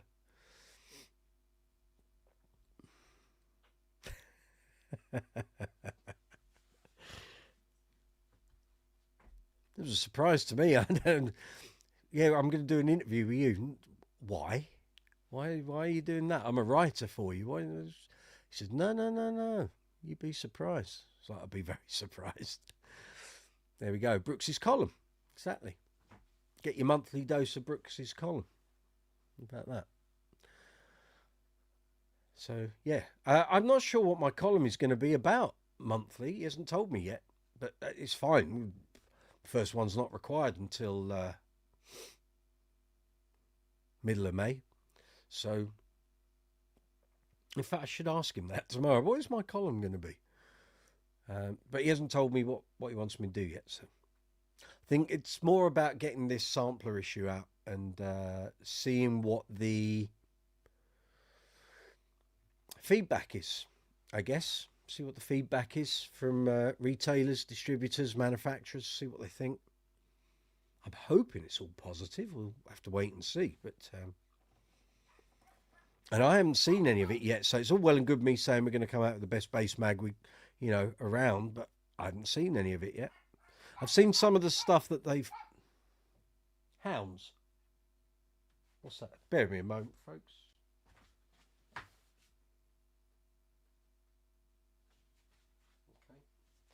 Okay. What was I saying? I've seen some of the stuff they've prepped. So if you follow the magazine on Facebook or Instagram, you'll have seen like the Flea article, which will be in the sampler issue. I think the Godan review. There was something else as well, which I shared on the socials, of course. Gareth, you're going to have to get going. You've got a gig at 9 p.m. Goodness me, you youngsters got gigs everywhere, I tell you. Good. Go and enjoy. Go and enjoy. Gareth will listen en route in the car, but won't be able to comment. That's okay. That's okay. Thank you for listening. Just drive carefully, young man. Drive carefully.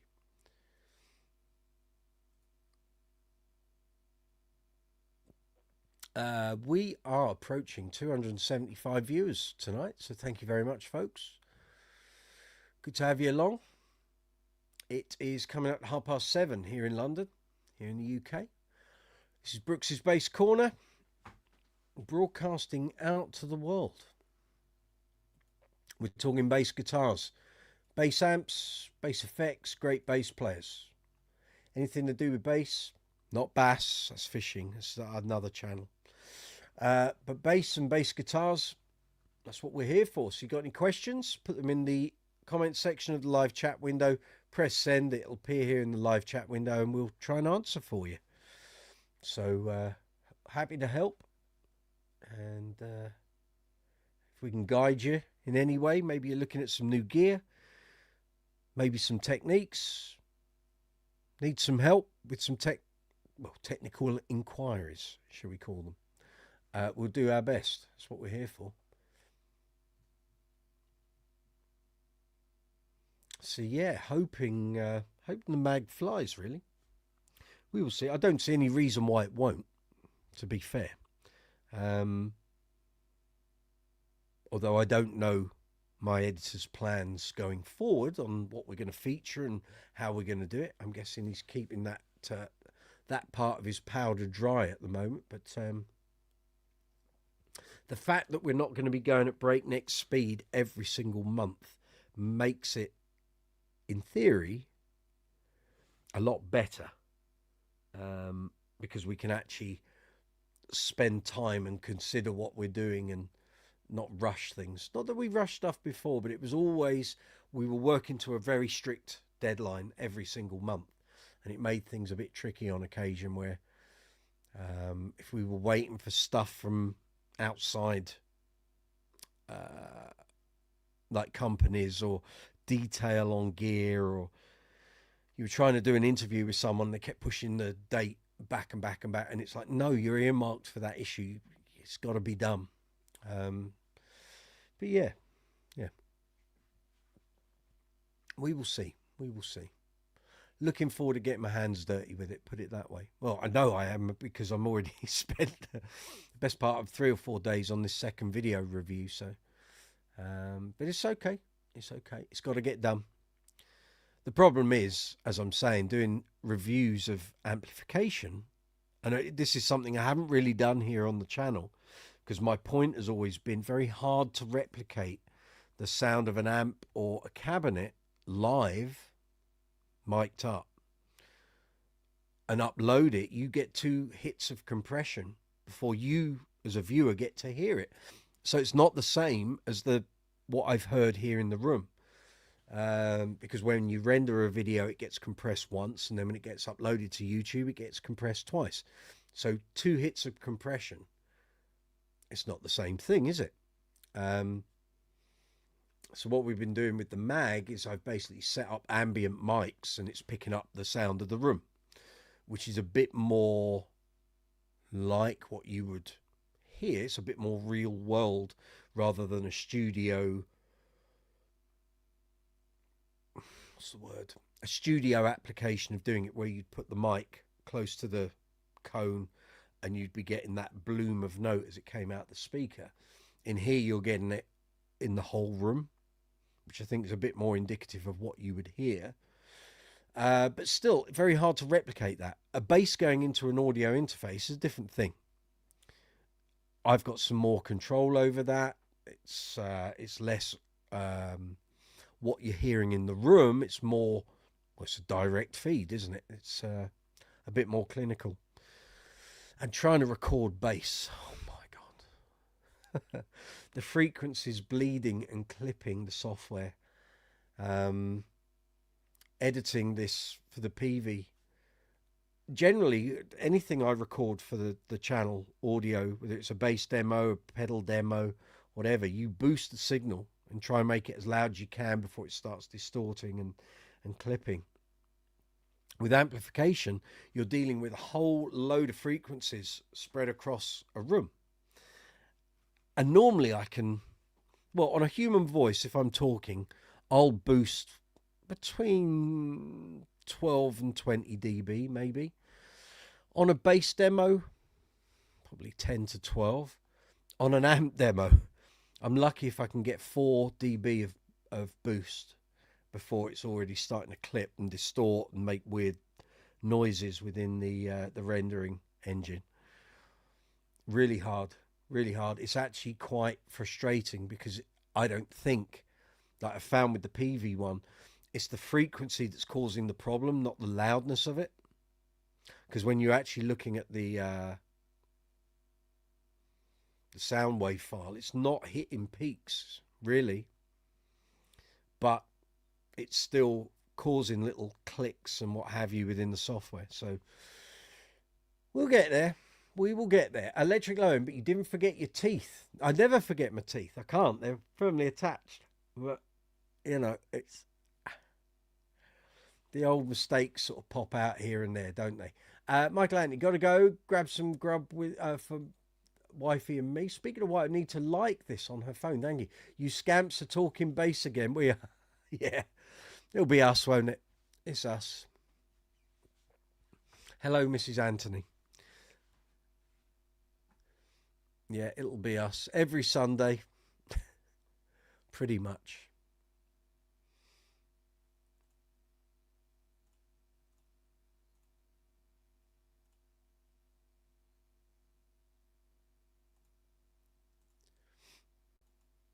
Oh. Very good.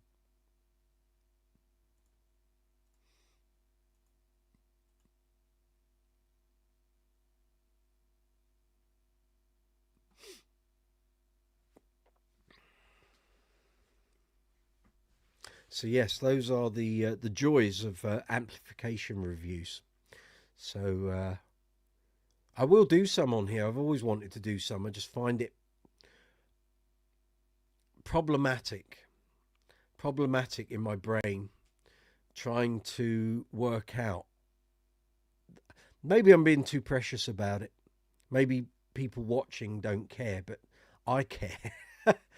I care that the representation you see in the video is not the representation I have in real life. So,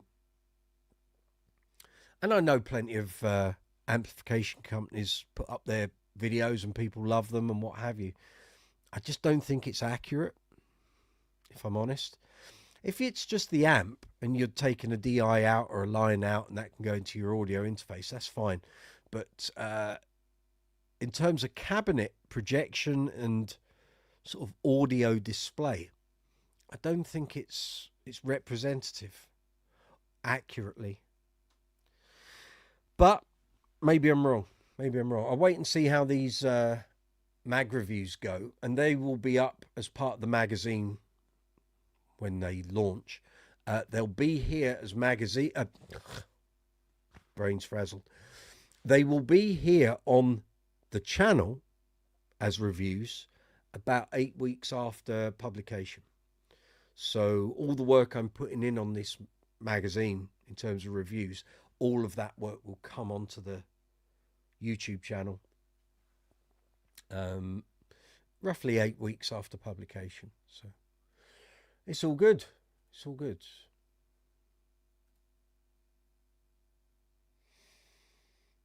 Anyone's got any questions? Fire away. Put your questions and comments in the live chat box at the bottom of the live chat feed. Press send and it'll appear here on the screen. And then I can reply to it. We can reply to it, even.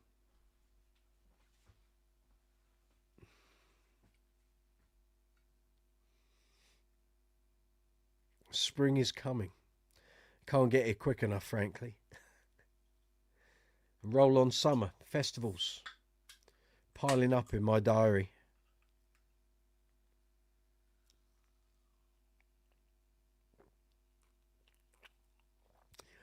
Cheers all. Have a good weekend. Hope you're having a good weekend. Some places on the planet, they're already into Monday. The poor fools.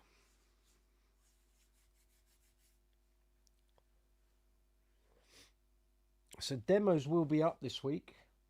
I thought I was going to film some extra ones yesterday, but as I say, I've been editing this PV amp rig review. And it takes time. It takes time. You got to cut all the footage down into the sort of sections where I keep making changes on the amp front and the bass front. And you're still in Sunday where you are, electric low end. Good, good, good. But yeah, it takes time. I was looking when I fired up the machine, started editing this afternoon. It was like this long stream of video and sound cut into hundreds of segments. I was like, crikey, where do I start on all this? But we got there. It's all edited now. Just got to finish doing the audio for the review, and then I can literally put the audio in, line the graphic and the videos up. It's chunks. Segments, you can't see it. It's too bright. Maybe lots of sections. 1, 2, 3, 4, 5, 6, 7, 8, 9, 10, 11, 12 bits, 12 sections in each video. Beat after beat is 236 there in the States, East Coast. Good for you, sir.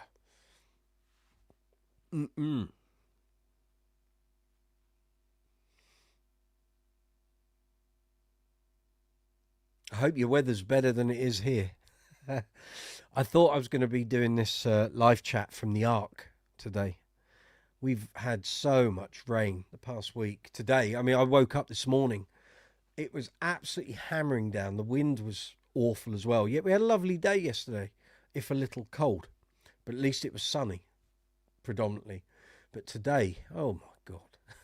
We did get the dogs out eventually. Around lunchtime, the rain stopped. But it just looks grim on the weather app for literally like the next 2-3 weeks. It is what it is, isn't it? We had a lovely long summer last year from April till sort of November. And now we're paying the price for it. So it is. Electric low end. It's been a cold winter. The lowest we got was -27. We've had a really good winter here in London. We've had like a week where it went really cold. And then there was a week to a fortnight where it went cold again. But other than that, we've been okay. I know other parts of the UK have had a lot of rain, lots of snow and ice, but here in London we haven't, so I won't complain. Beat after beat, we're supposed to get rain and thunderstorms this week. It doesn't end, does it? It is winter, correct. That's it. In Detroit. Yeah. Never been there, but I hear it's lovely.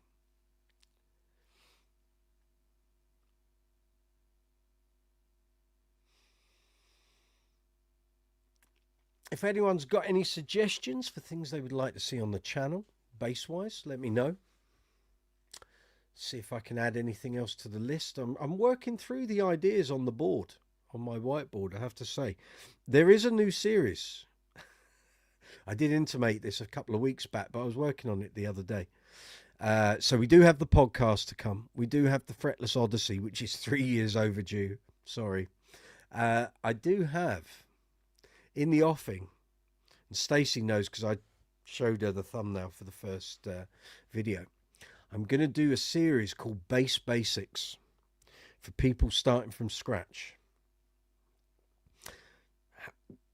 what is a bass guitar? How do you start? How do you start playing? What do you need to know? What don't you need to know? I think we're probably going to run to 10 episodes and we'll see how it goes. If it doesn't work, it doesn't work. But I thought I'd do it. I get requests from beginners all the time. And I thought, okay, we can address that. You know, you're starting from scratch. Grown men in their later years got basses at Christmas and probably have no clue where to start. Don't want to get lessons, but would like to know how to play. Well, I can address that.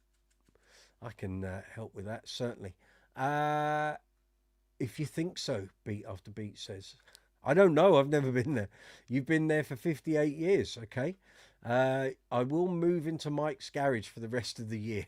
You'd struggle. It's full.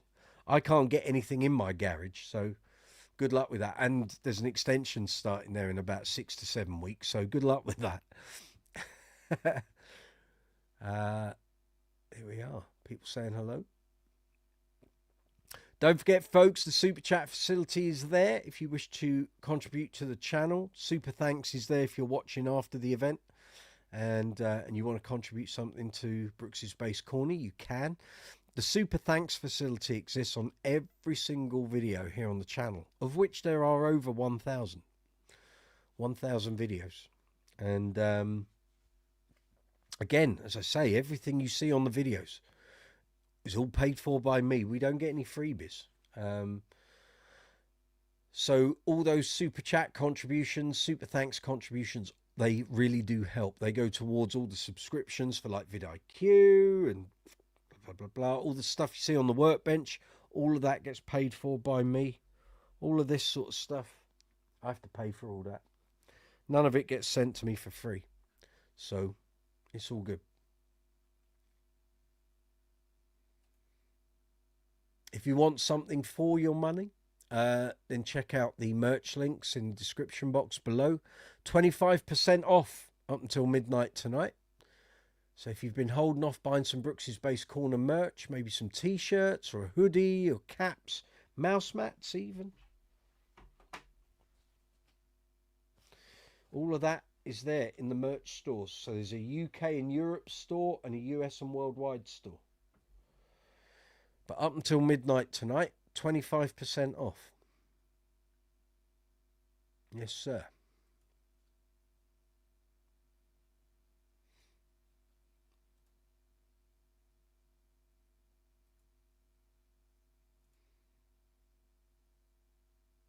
You buy my sodas. Oh, Mike, so I don't know. That's obviously a brand we don't get here in the UK.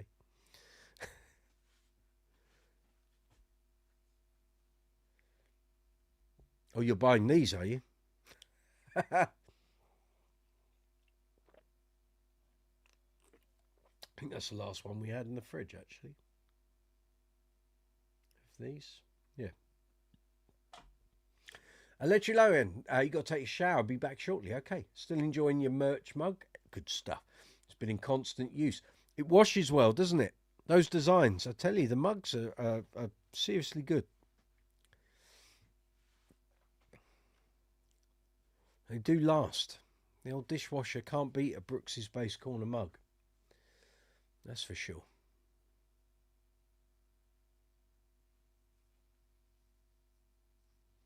So there will be some new pedal review videos going up sometime soon. Just got to get these bass demo videos out.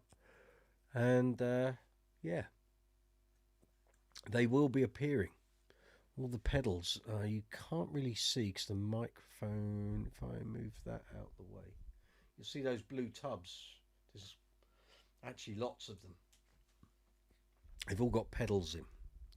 So I'll be wading through a whole bunch of those very shortly.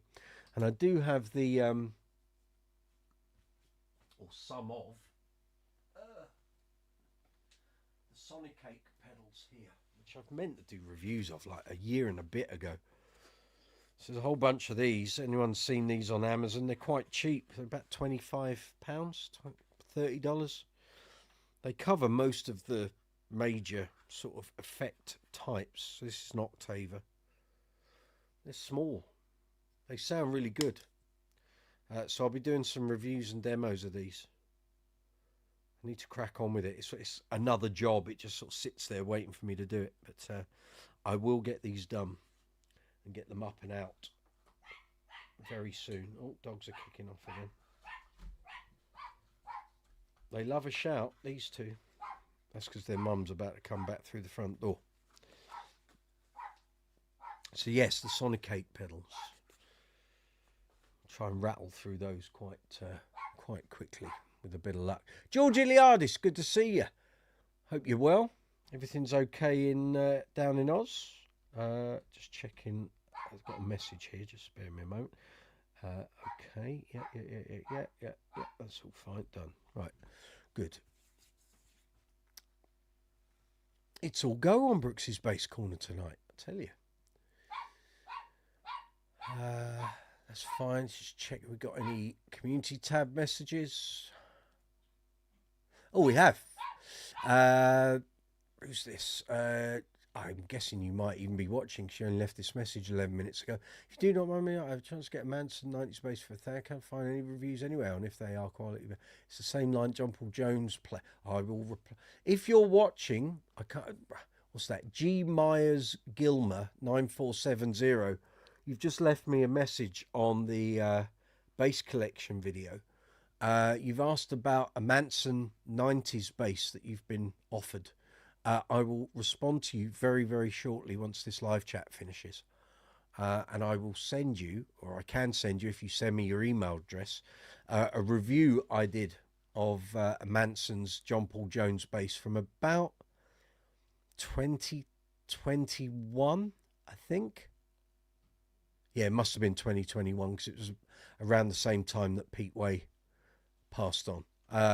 Yeah, I will send that to you after the live chat. No problem.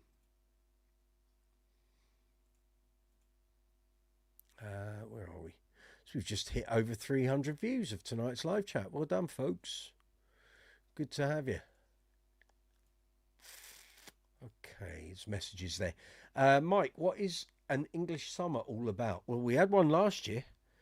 I can say it was actually probably the best period of summer I've ever had in my life here in the UK. It started round about second week in April, and the temperatures stayed very nicely consistent right up until about the second week in November. It didn't get cold. Normally here it stays cold until May. In fact, I can remember June in 2024 being really cold up until the second week. And normally we get cold here from about October. Didn't happen last year. It stayed warm right up until November, second week, and started in the second week of April. It was like lovely. If we get the same again this year, I'll be very, very happy. George Iliadis, wanting to ask for some time. Yeah, have I tried or know about the Bugera Veyron bass amp? I know of it, never played one. You've seen some mixed reviews. I think it's not that expensive, but I don't know how reliable it is. So if you see video demos and reviews and it sounds good, then that's fine.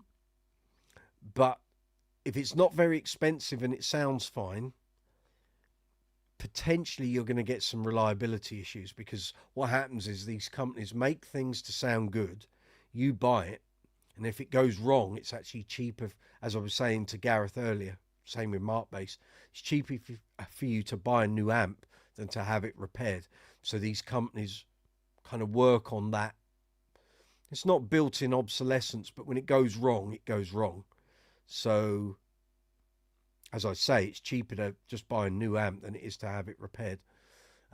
So if you are seeing mixed reviews, I would guess it's probably fallen into that bracket. But I've got no first-hand experience of it. I don't even know if we even had one at the magazine for review when they came out. And I can't remember how long they've been out. Maybe someone else did the review. I don't know. But certainly I've got no experience of playing through one.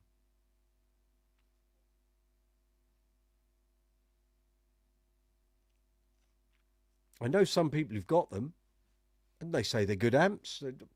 You know, wouldn't put it in the same league as an Aguilar amp, but you know, depends what you want your amp to do. At the moment, I'm in a position where I don't really use a lot of bass amplification all that often. Most of the gigs I'm on IEMs, and I'm running out of a preamp pedal on my pedal board. But that can all change, of course. Suddenly ended up in a band where I had to use backline and amps, and you know, I'm good to go. So, I mean, when I do the Queen tributes, I still take amplification. And I still generally do for ABBA, only because the ABBA band I occasionally play in, the band leader likes a bit of bottom end amplification kind of behind him. So I take one cabinet and an amp, and but even that, the girls in that ABBA band don't like bass swamp all over the stage, so I have to make the cabinet very directed towards the band leader and nowhere else. Otherwise, that bass end bleeds all over the stage, and the female singers don't like it. George, the lack of a dealer, I guess you mean to put there. Are you meaning there's no Australian dealer for that? Beat after beat, there are songs about an English summer must be popular. Now, an English summer is a beautiful thing. Unfortunately, last year aside, most English summers are bookmarked with huge thunderstorms and cold. So you don't get a particularly warm, long, sunny summer. And Lord knows, last year aside, the past 4 or 5 have been fairly mediocre, to be fair. But last year was well, like I say, I don't remember a summer as good as last year in my lifetime. So if we get another one of those, I'm very happy. George, lack of a dealer network concerns me. I mean, I don't know how much those amps cost. So look at some other things that are similarly priced. And if those companies do have a dealer network, then I'd go with that. There's nothing worse than buying an amp or putting your money into a brand that when you need help and something goes wrong, there's no support. This is what I'm saying about it. I would suspect that amp isn't very expensive and it sounds really good. So then people go and buy it. And then when it goes wrong, your only resolution for the problem is to buy a new amp. So the fact they don't really have a dealer network where you are would kind of say to me, that's the problem you're going to face if that amp goes wrong. In which case, don't even bother. For a bass player of nearly 40 years, having done 31 years as a professional, gigging extensively, I wouldn't go near an amp that didn't have backup in one means or another. If you've got an amp tech or an amp repairer near you, go and speak to them before. Ask them, have you had any of these amps come in? And if they haven't, say, okay, if I bought one, are you able to fix it? Because a lot of amp repairers now just don't really want to go near Class D. Some people do, because they clearly know there's a market for it, because that's what the majority of amps that are being sold are, and they know there's money there to be made.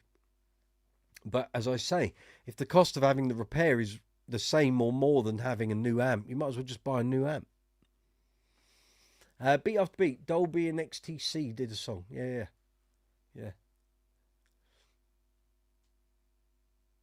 When we have a good English summer, it's great. When it's not a good one, it's crap. Because basically all it becomes is an extension of winter. Cold, wet and horrible. Not ideal. Not ideal.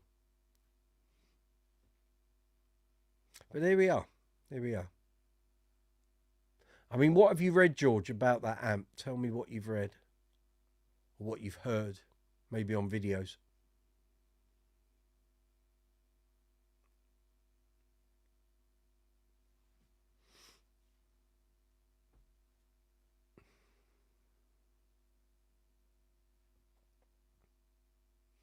Let me know. Right, let's check, see if we've got any new subscribers. We had one earlier. Any more? Yes, we've had another one. If you're watching, thank you for subscribing. Thank you for joining in. Thanks for getting on the bus. I hope you find some content here on the channel that works for you.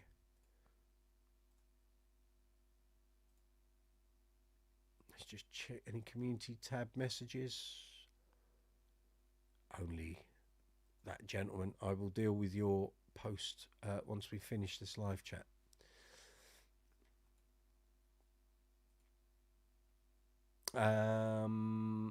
Kev, Raphael, Lamborghini or a Ferrari?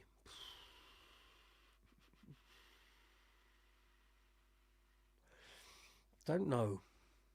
Don't know. When things go wrong on either of them, it's an arseache. Don't know. Can't answer that. Can't answer that.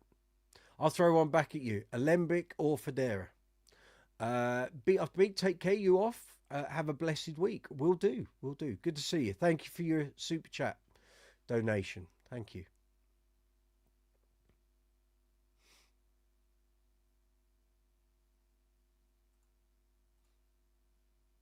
Just checking. Everything's all firing as it should do. Yep. 315 views, folks. Thank you. Good to have you along. Got any questions about bass guitars, bass amps, bass effects? Great bass players. Anything to do with your gear? If you're trying to sort your bass or your amp or effect pedal, let me know if we can help. It's what we're here for.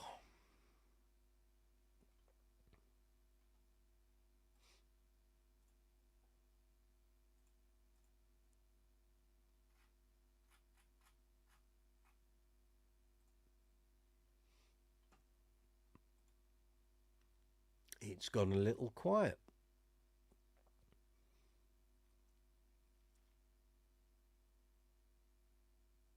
If there's anything you've seen on the channel over the past week, you want to ask anything about, feel free. If you've checked out any of the interviews, you want to ask any questions or anything from any of the reviews or demos, then let me know. I'll try and help as much as I can.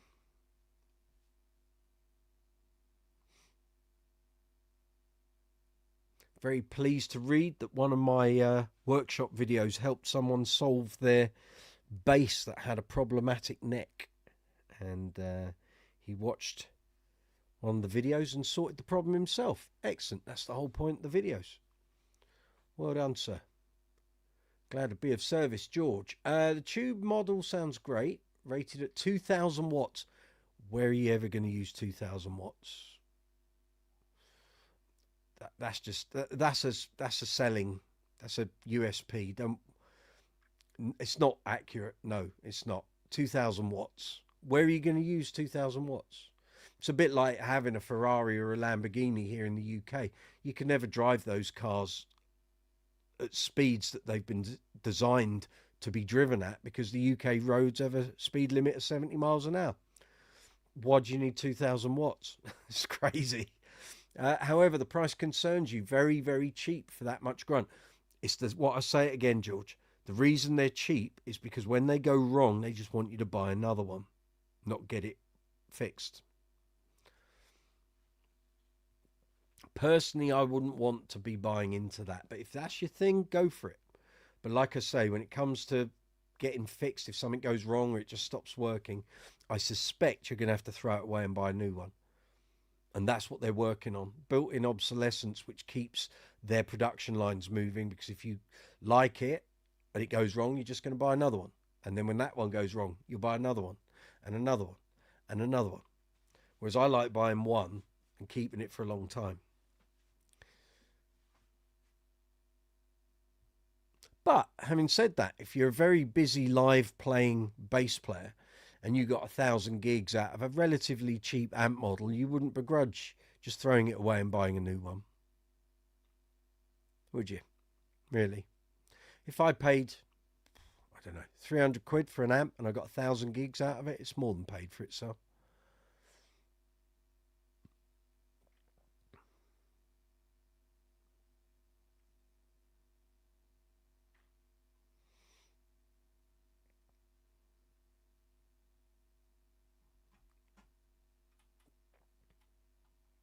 Let's have a look at this amp. You've made me inquisitive now.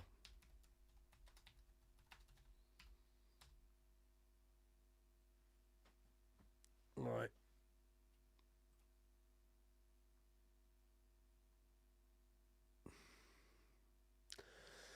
Right, on off button, clip mute, minus 15 dB pad gain, compressor, ultra low bass, mid sweet treble, ultra high master. Right, what's on the back end? Two outputs, speak on, phones, tuner out, effects loop, foot switch, auxiliary in, and then all. Well, I mean, it's featured. It's fully featured.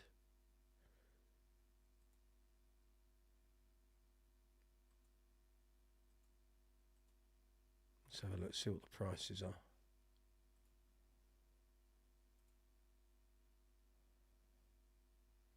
How do I get out of that?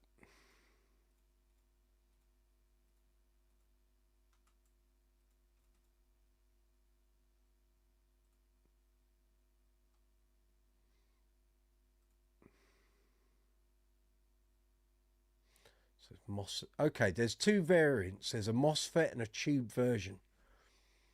So in America, the solid state one is $219. And the tube one is $350. Okay. Over here in the UK, the MOSFET one is £229, £229, and the tube one is £299.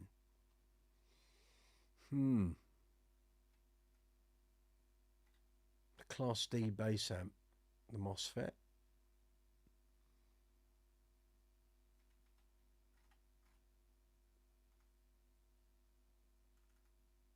Like I say, at that price,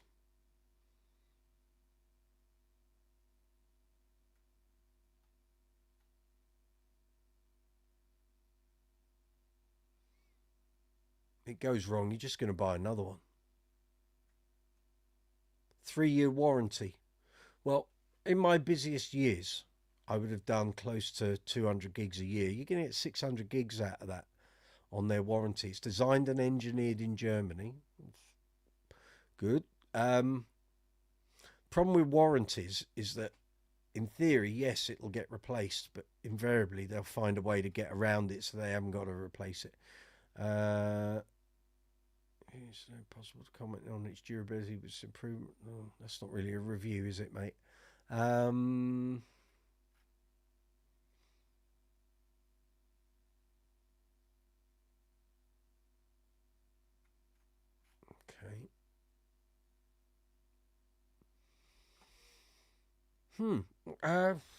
It's a bit hard for me to offer any sort of real opinion because I've just not tried one. So, I think, I hate saying this, I hate it as a saying, but you pays your money and takes your choice, really. It's just whether you're prepared. I mean, you might buy one and it never blows up or never goes wrong. But the problem with things like that, dry joints, problematic little issues that become really difficult to solve. If you bought the tube version, I want to know how easy it is to change the tubes. You know, how far into the casing and the circuit board have you got to go to take the old tubes out and put new tubes in?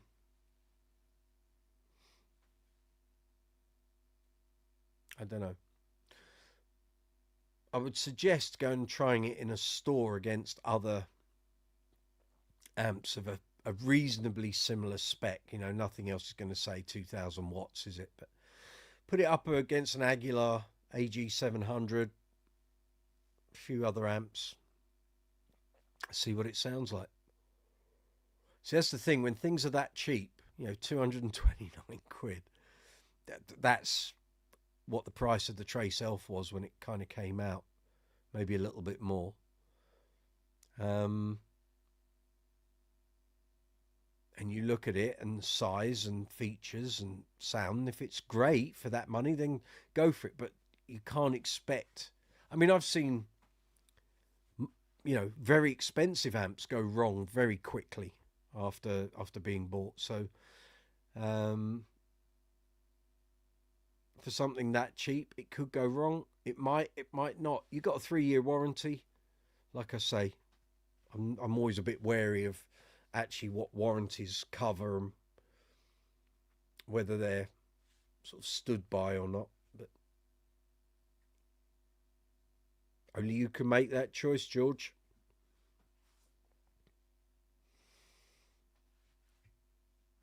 I mean, I'd hope either the retailer or the company would stand by it, but you just never know, do you? Really. You don't know until you have to call it into action, pretty much like an insurance policy. You don't know until you have to sort of call it into play. Let me know how you get on if you do go for it, and see what you think.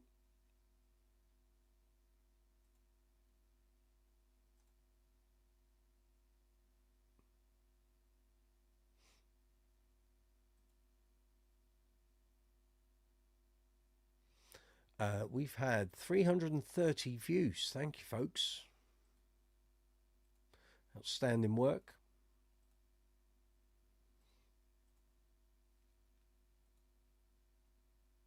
Which model do you think you're going to go for, George?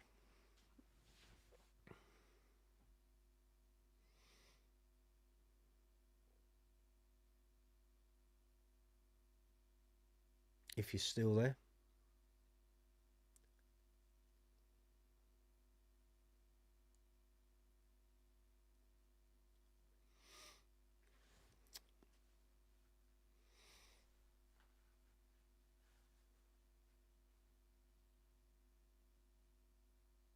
Are you buying this mail order? So you can't actually go into a store and try it before you buy it?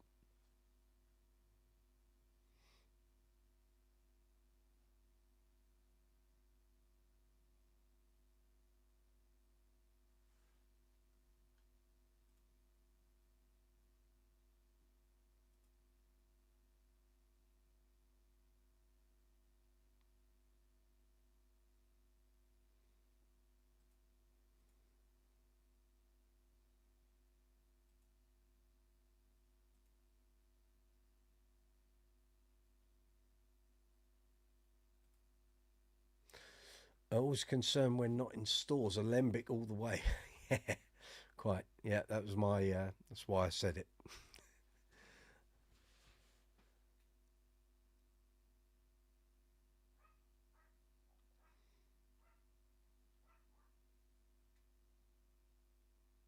Hmm. Yeah, as you say, if they're not in the store and you can't try it, then you're kind of buying blind. I think you just got to take a punt. It's up to you whether you want to pay that money for it.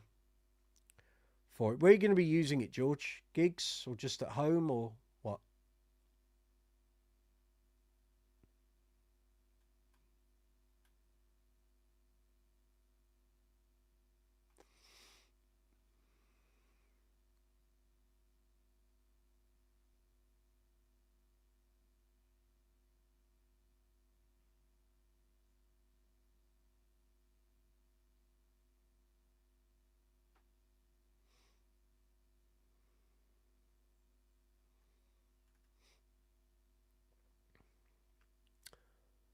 Coming in, folks. If you want to talk basses, bass guitars, bass effects, great bass players. If you're looking for some advice on bass gear, let me know. If I can help, it's what I'm here for. Eventually, gigs, I hope. Okay.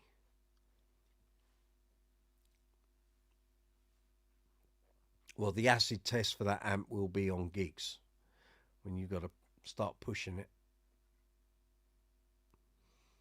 Has it got a fan? I didn't see a fan in the housing, actually. Let's check that. That's normally why a Class D amp goes down, is that there's no fan and it overheats. Ah, yes, there are. One on the left-hand side. I mean, I like the design. I like the look of it.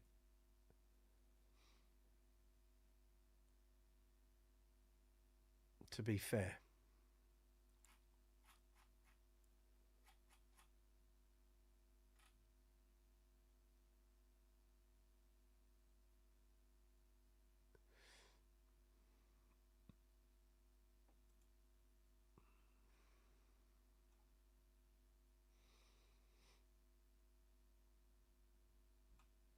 Okay.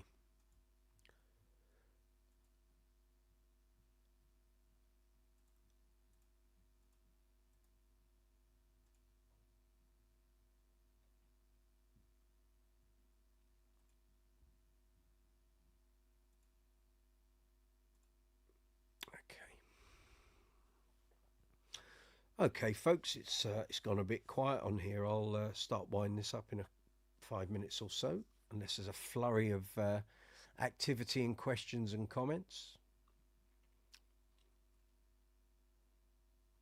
If I can be of any service,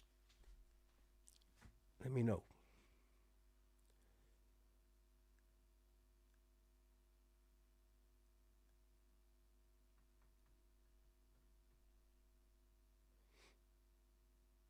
I haven't checked out any of the videos, so I'll have a look at those later, George.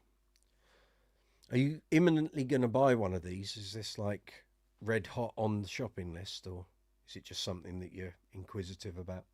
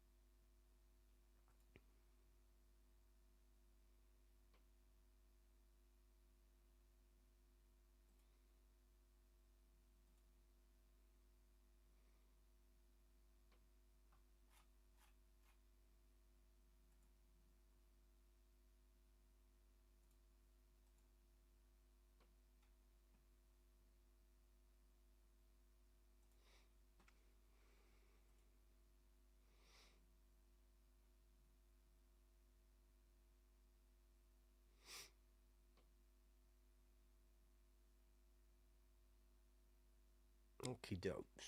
It's definitely gone very quiet. I'm just having a look at the analytics. It's gone very, very quiet.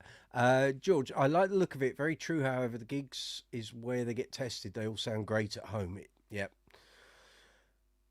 You'll know whether it's any good once it's doing gig after gig after gig and being set up and broken down and put in a bag and back to another gig. And that's where the acid test is, really. Very easy to set an amp and a cab up at home and it works perfectly all the time. You get it out going in and out of a car all the time, and reliability issues soon become very apparent.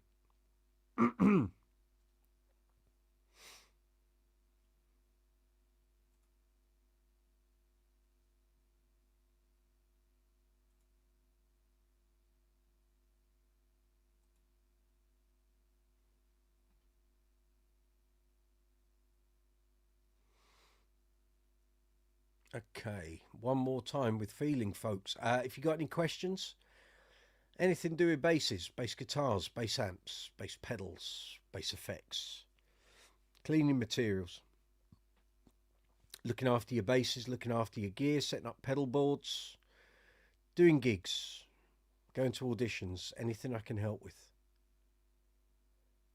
Put your questions and comments in the chat box, press send, and I'll see it here in the live chat.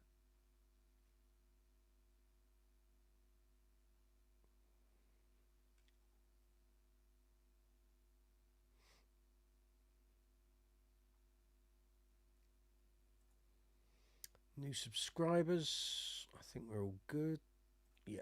And viewers, yeah. Community tab.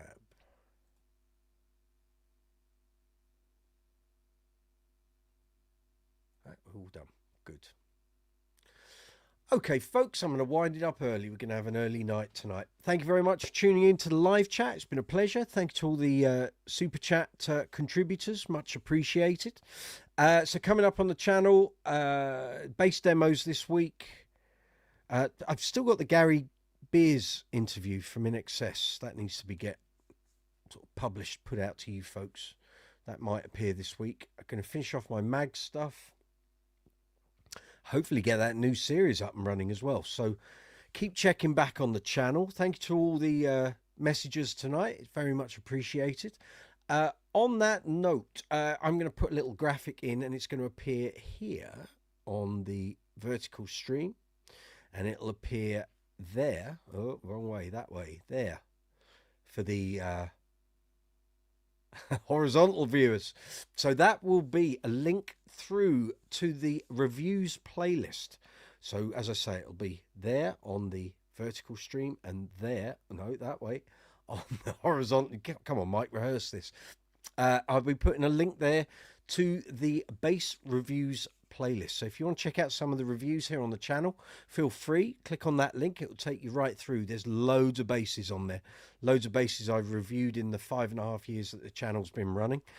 On that note, have a great week. If you've got any gigs coming up, drive safely, get home safely, enjoy your gigs, and I'll see you same time, same place next Sunday. Take it easy. Have a great week.